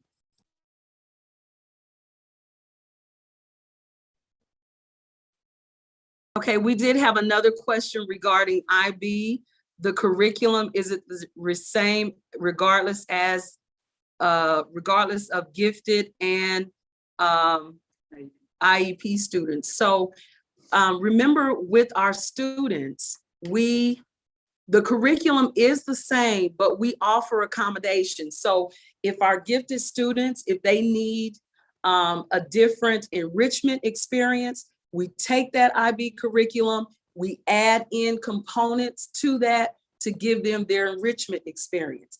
If we have an EIP student, we're going to do the same thing. We're going, instead of that, we're going to look at our IB components, and then we're going to scaffold the instruction for them. That means we're going to break up the instruction so that they're able to understand it. But yes, it's going to be the same thing.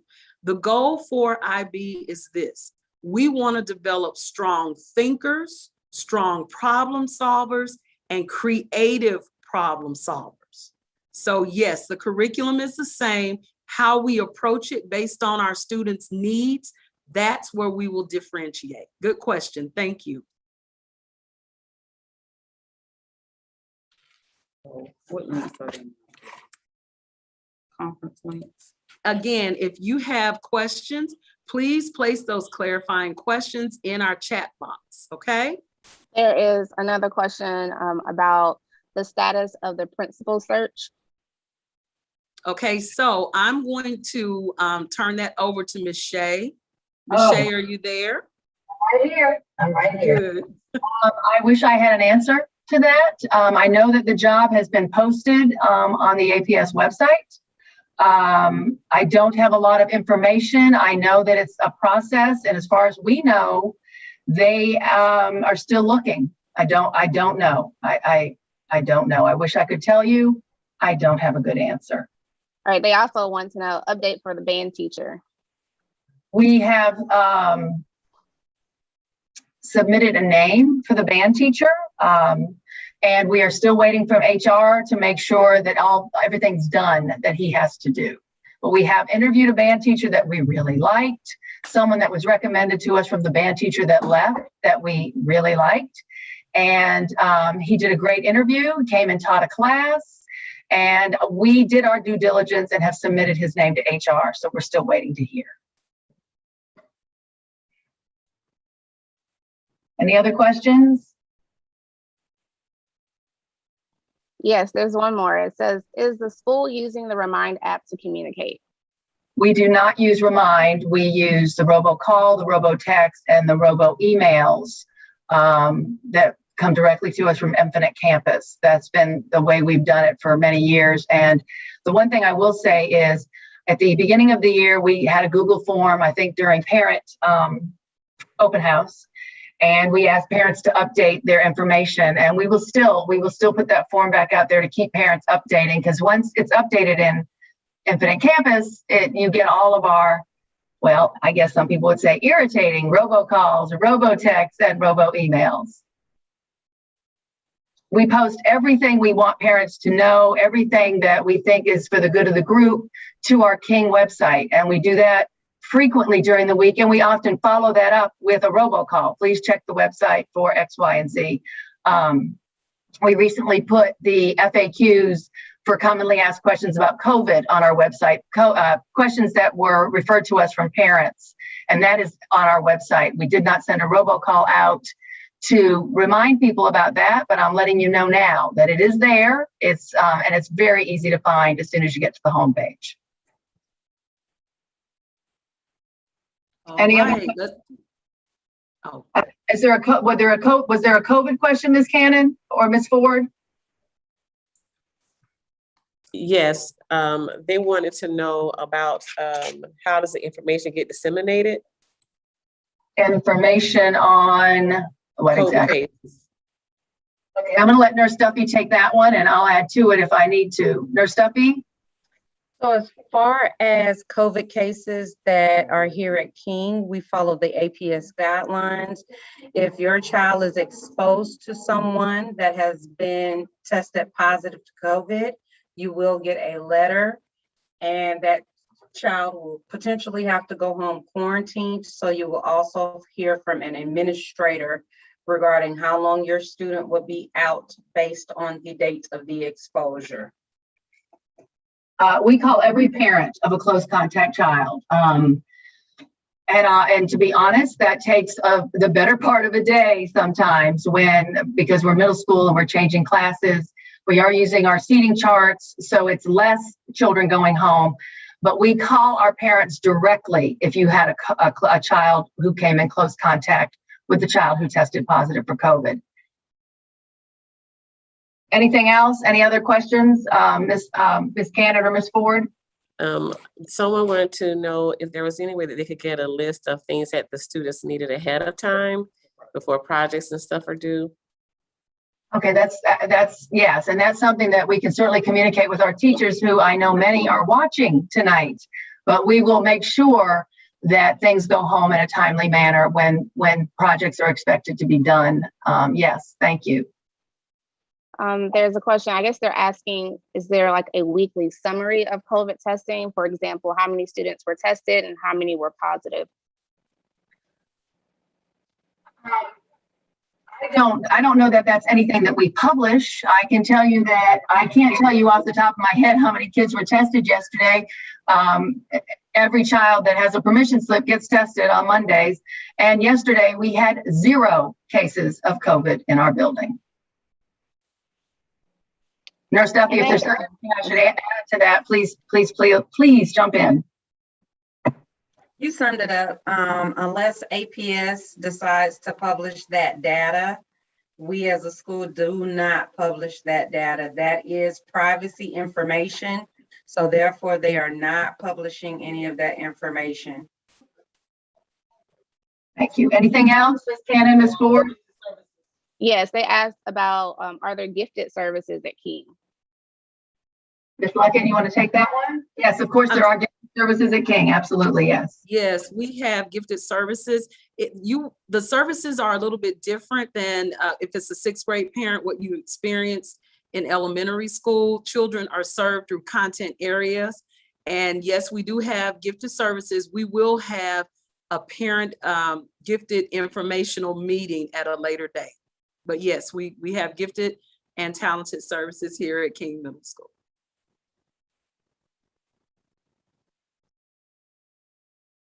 Is that all for the questions at this point, Ms. Cannon or Ms. Ford?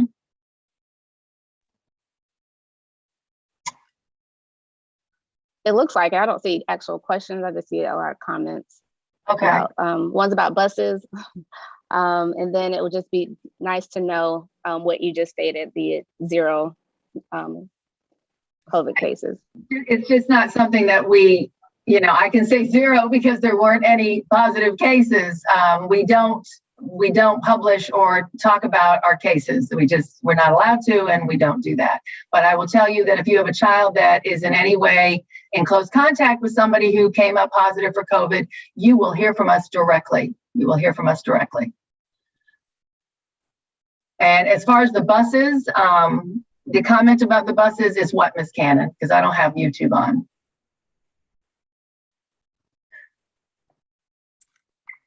The concern is about the communication coming from the school, basically. About late buses? Ma'am? Is it about late buses or what? Well, the buses, someone said they couldn't see the icon, but I think that's a district website thing for the bus transportation. We don't handle that. And like Ms. Cannon said, more or less comments regarding information regarding COVID cases here at the school. Okay, and I don't know how to explain buses because they're hard to explain, but I will say that we are the last stop of the day for the buses. They go to elementary, they go to high school, they come to King. And the same buses that pick up your babies for high school and middle and elementary are the same buses that pick up our students at King. And as much as we would love to say that they're going to be on time, That's just not the case. When they are very, very late, we've sent robocalls to parents of a specific bus, that letting that parent know that this bus is just getting here and it's 5:30. They were better today. They were here at 4:30, although we get out at 4:15. Every day we're hoping they get a little bit better. We're one of the luckier schools where we have most of our original drivers that have driven for us for years. But the other issue is they are still looking for drivers in the Atlanta Public Schools. And unfortunately, we pay for that by having to double up buses or having a bus come back and pick up a second route. We're doing the very best we can in a situation we have little or no control over. We could send a robocall if they're very late, but we don't tend to do that until we're moving into like 45 minutes late, because that seems to be a regular day for us. Sadly, we're here for a long time waiting to send our babies home.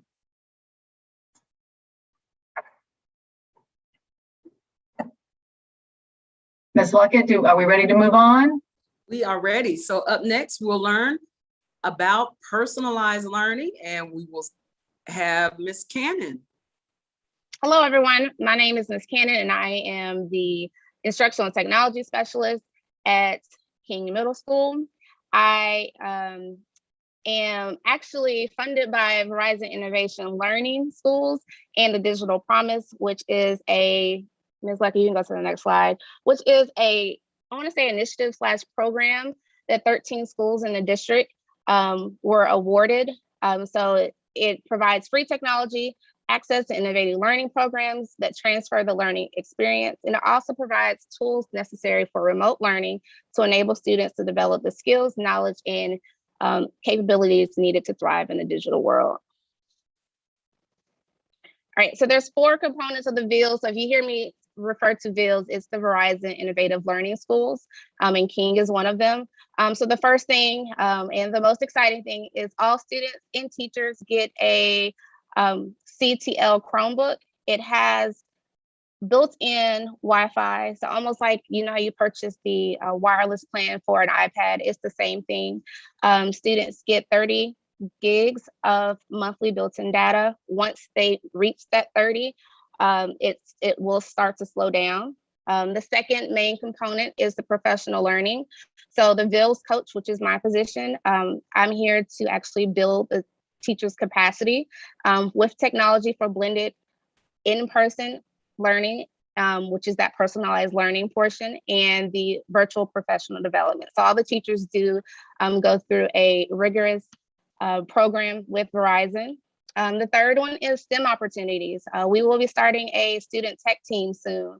I hope to have at least 2 students per grade level, and they will be like our first level of defense when things are broken. Well, not so much broken, students can't log in, teachers are having issues. I hope to have 1 or 2 in each LC. There will be an application process for that, so have your students look for that on the announcements and the school website. And then the last one is the research.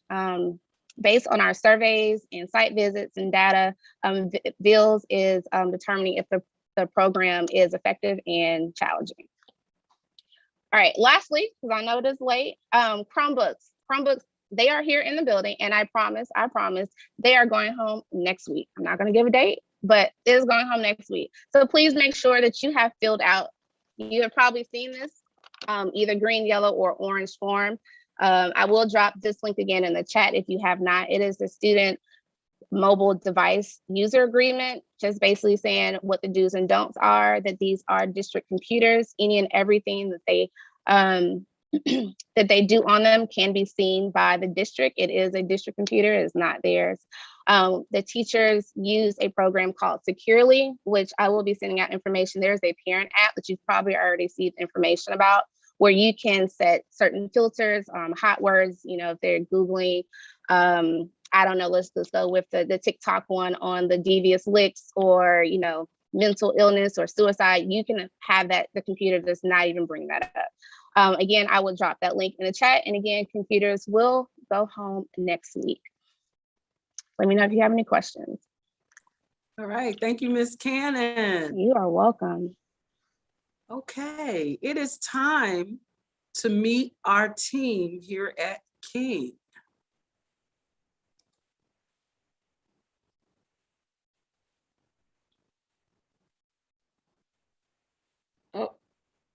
We can't hear.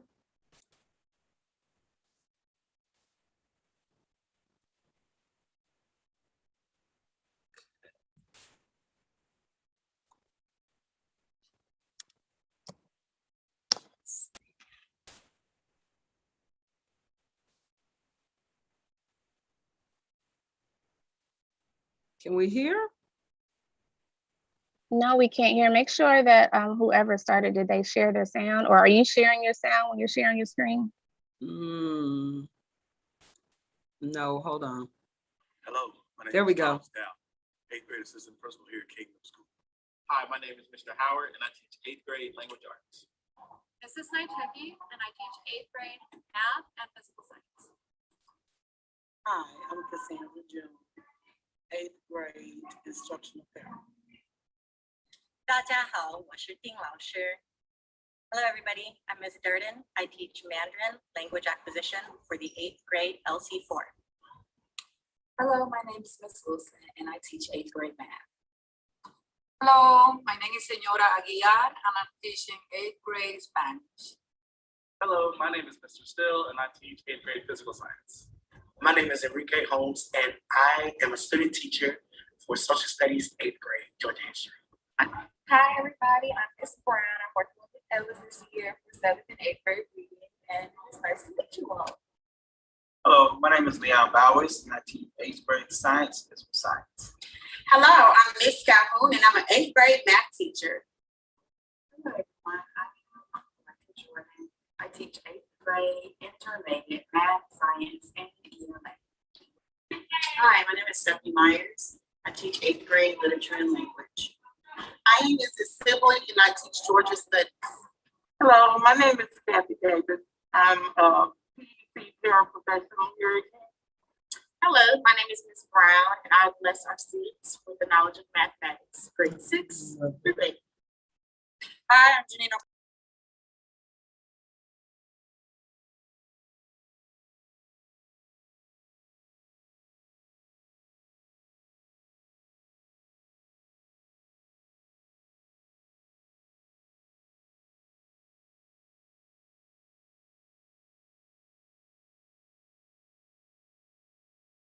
And now let's meet our 7th grade team. And now let's meet our 7th grade team.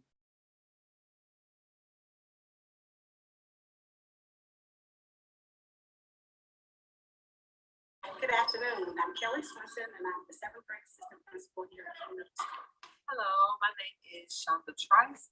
I am a 7th grade resource teacher. I teach math and science.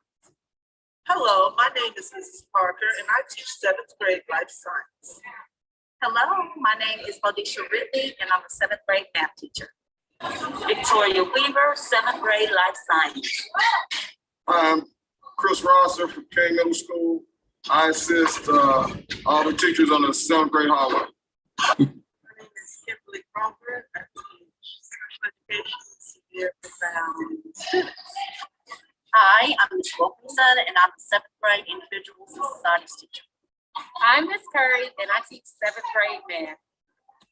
Hello, my name is Mrs. Ellis. I'm a language and literature teacher. This year, I'm teaching reading 7th and 8th grade. Hi, I'm Ms. Rose Ketley, and I teach 7th grade language and literature. Hello, my name is Ms. Hudson, and I am the Spanish teacher for 7th grade. Hi, Tamara Raby, and I teach language arts, 7th grade. Hello, my name is Mr. McClellan. I teach math and science. Elizabeth Prather, ESOL teacher. Hi, my name is Ms. Sabri. I'm an ESOL teacher. My name is Ian Cohen, and I teach Mandarin Chinese, 7th grade. Lynette Martinsburg, 7th grade, individuals and society. Hello, I'm Ms. Mitchell, and I support students, 6th, 7th, 8th grade students here at King Middle School. Hello, I'm Ms. Bowers, and I'm a 7th grade language arts and social studies teacher.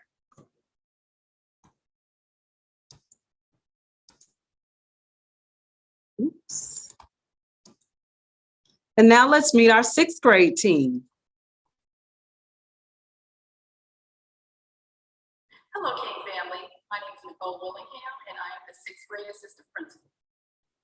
Hi, I'm Cheryl. I teach sixth grade social studies. Hello, my name is Ms. Bushrod and I teach sixth grade mathematics. Hello, my name is Mr. Taylor. I'm sixth grade paraprofessional. Hello, my name is Mrs. Tishner and I teach sixth grade language and literature. Hi, I'm Mr. Pearson and I teach sixth grade science. Hi, I'm Betty McCluskey. I'm a parent here at Kingdom School. Greetings. My name is Miss Davis, and I'm a sixth grade individual and society teacher. I'm Ms. Hegwood and I teach sixth grade ELA. Ni hao, I'm Mr. Marlin and I teach sixth grade Mandarin Chinese. Hi, I'm Ms. Reed and I teach sixth grade science. Hey, I'm Ms. McNally. I teach sixth grade social studies. Hello, hola. My name is Mr. Henry and I teach sixth grade Spanish. Hi, I'm Mr. Smith. I teach sixth grade language arts and literature. Hi, my name is Dr. Hamilton and I teach sixth grade math. Hi, I'm Rose Jones. I teach math and science. Hi, my name is Ms. McGee. I'm instructional support for sixth grade and I teach ELA and social studies. My name is Anthony Robinson. I'm a special education teacher here at King Middle School and I also serve as the athletic director. Good evening. I am Ms. Robinson. I teach sixth grade language arts as well as social studies. Hi, I'm Mr. Washington. I teach sixth grade science. Hi, my name is Sophie Buchanan. I'm the teacher of the deaf and hard of hearing. Hello, my name is Andrea Carter and I teach ESOL.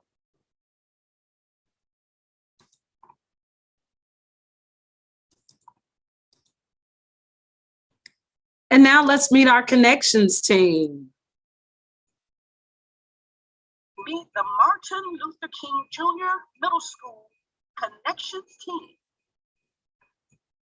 Hi, I'm Mr. Briggs, the visual arts instructor at King Middle School. Hello, my name is Ms. West and I teach theater and dance. Hi, I am Miss Levy and I teach general music and choir.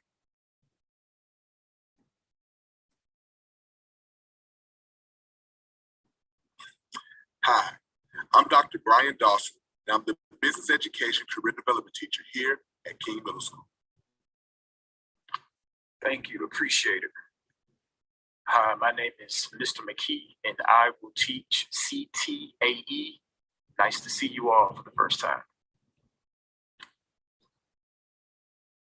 Hello, I am Ms. Butts and I am the orchestra teacher at King Middle School.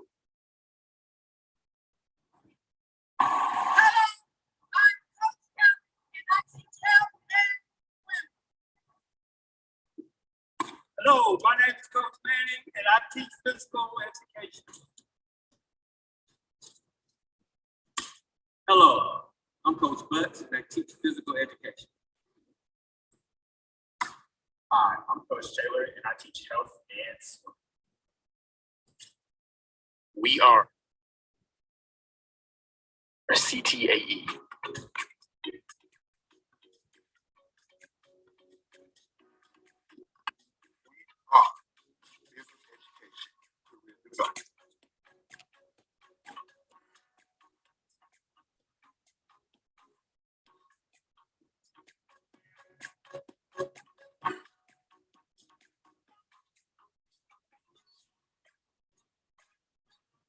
Are swimming.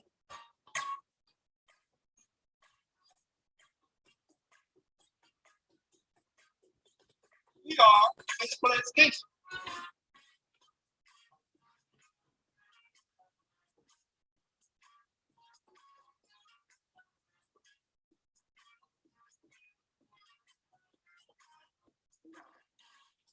We are band.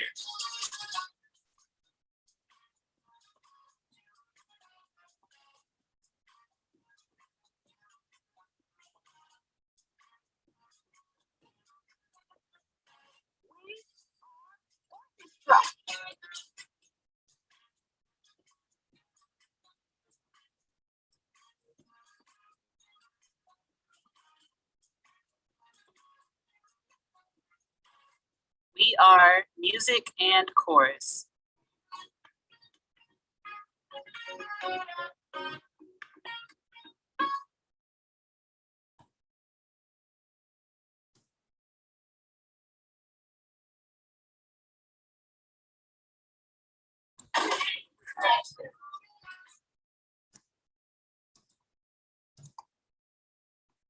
meet the march.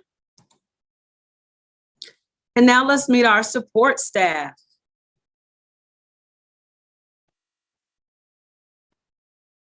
Hey, I'm Barbara Shea, and I'm the interim principal here at Martin Luther King Jr. Middle School. Hi, I'm Miss Luckett, one of your assistant principals, leading our work together in curriculum and testing. Good morning. My name is Mr. Jonathan Kabir, 6th grade school counselor.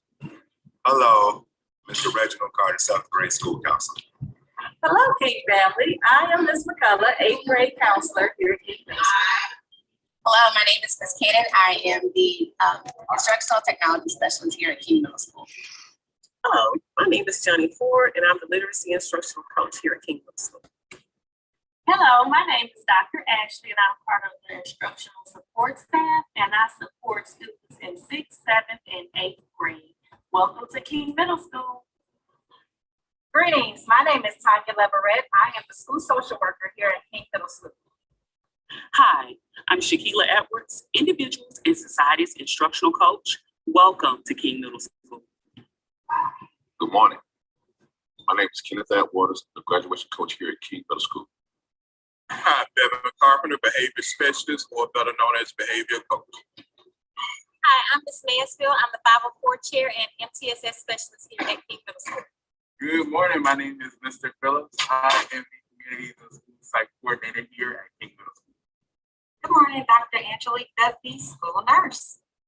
Greetings, I am Deion Holland, and I am the science instructional coach here at King. Good morning, I am Angela Spencer, your school secretary. Good morning, Ms. Walker, the registrar at King Middle School. Hi, I'm Ms. Wrights, and I am the school clerk. Hi, my name is Dr. Brenda Gates Merritt, and I'm the speech and language pathologist here. I am Coach Dumas with kids here. I do ISS here at King Middle School. My name is Mary Brown, and I'm a custodian at King Middle School. I'm Kelvin Brown. I'm the custodian around MLK Middle School. Hi, I'm Mr. Walker, I'm the site manager. Fix everything that you need.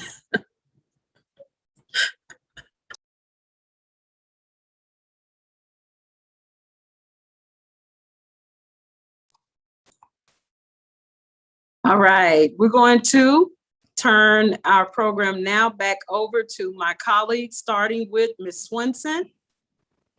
Parents and expectations. Good evening and welcome. I wanted to make sure I reach out and share this information with you because it's very important that we continue to have your continual support as we continue to move forward this school year. So there are a few things that we wanted to share with you that we don't see so much as a problem, but we definitely need to have your support in reiterating this to students. The first part of this is the expectations. We are a uniform school. We expect our students to wear uniforms Monday through Thursday. Friday, of course, is a dress down day. And with that being said, there's still a dress code. We all know the uniform. However, on the dress down day, we do want to make sure that students are wearing appropriate clothing. There are no holes in their pants that are revealing. We have stressed to them that if they are going to wear those pants with holes in them, we're simply asking that they make sure they wear tights under them. The second bullet is food. We have a lot of students that bring food from home, and that is great. However, if there are students who want to have a different choice for lunch, we're asking that they bring that lunch in. We have had an issue where students are trying to order through Uber Eats, and that is completely unacceptable. It wasn't acceptable prior to the pandemic, and it's not acceptable thereafter. We're just asking that you all support us in this process by making sure that students are able to bring in their own food with them. If parents do choose to bring food for their students within the building, we simply ask that you leave their names, bring it to the front, and turn it to the front of the building so that way we know who it belongs to, so that we may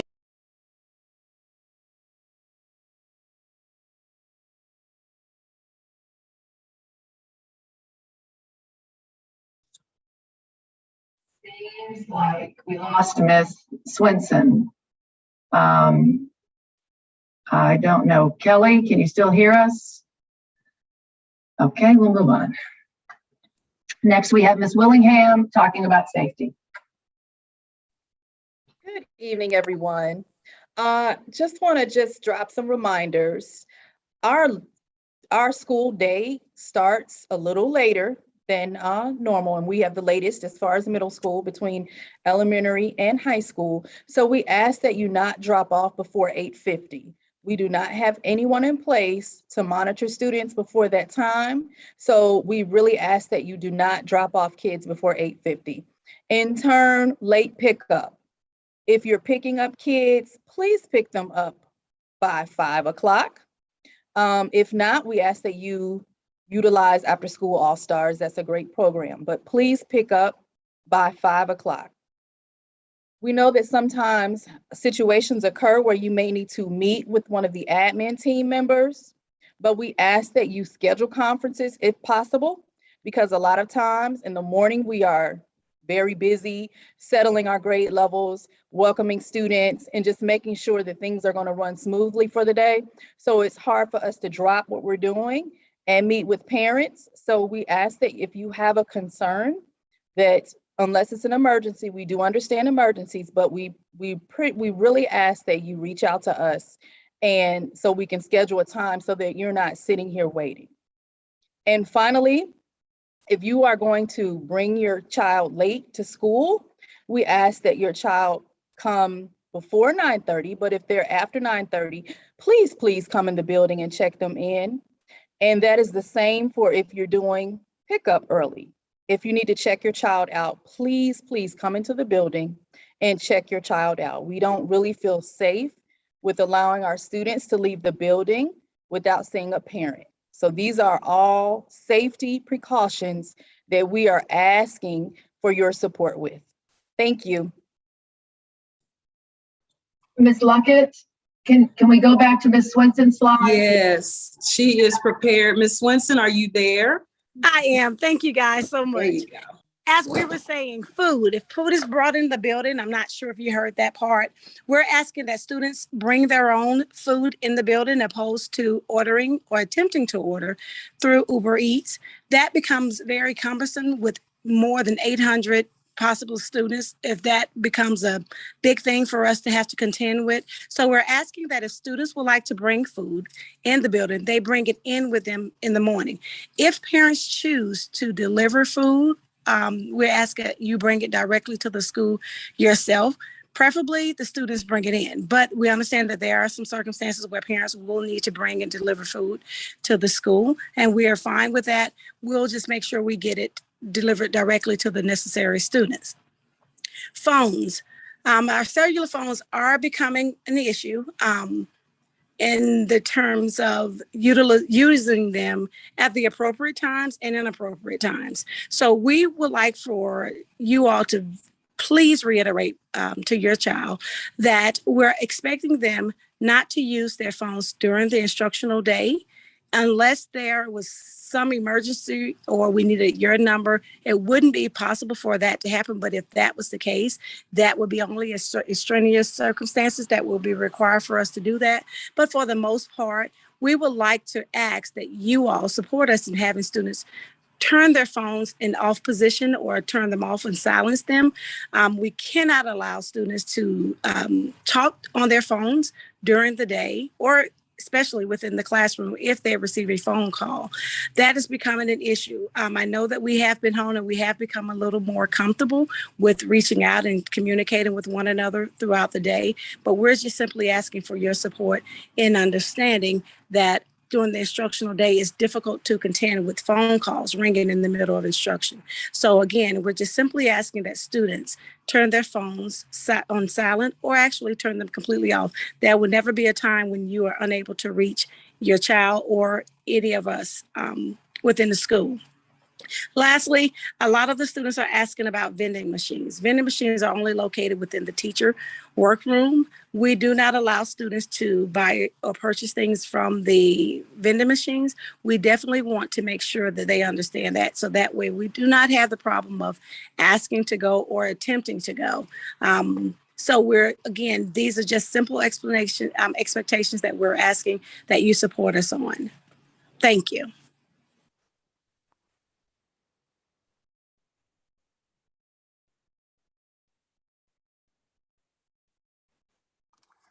Hey guys, Mr. Dow, the fourth assistant principal here. And just to kind of piggyback off of what Ms. Swinson was saying about texting and calling during the instructional day, that has just been become problematic with our students. We do have a policy here where we do not allow our students to use their phones during the instructional part of the day unless it's under the instruction of a teacher. So, we have a lot of students that love to say, or they use the excuse that they are calling or texting their parents. So if you would, parents, please refrain from texting or calling your student during the instructional part of the day. You're more than welcome to call the school if you have an important message to give to your child. And of course, our school number is 404-802-5400. And Ms. Fight and Ms. Walker or Ms. Spencer will love or gladly assist you in getting any messages that you will need to get to your child. Ms. Willingham also covered that, as we get here in the mornings as administrators, we have specific duties that are assigned us by the principal. So it's really, really hard for us to pull away from those duties to come and speak to a parent. And as she said, there are cases where there is an emergency, but if you know that you need to come up to the school or talk to an administrator, please call to see when our availability is, to see if we can schedule an appointment. Thank you.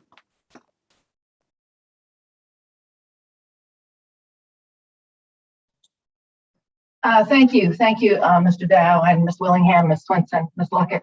One of the things that I wanted to bring to parents' attention, and I'm sure you probably already know, is the TikTok phenomenon of vandalizing bathrooms. Started out, seems to be in the high schools, and it has trickled down to us.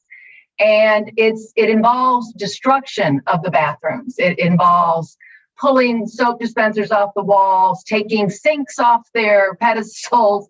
We have not had it to that point, but we've had it to the point where we're very close to, sadly, walking kids to and from the bathroom and having only arranged bathroom breaks. And that is not what middle school is about. Middle school is about teaching individual responsibility, but we're having a problem. And we're just asking for some support.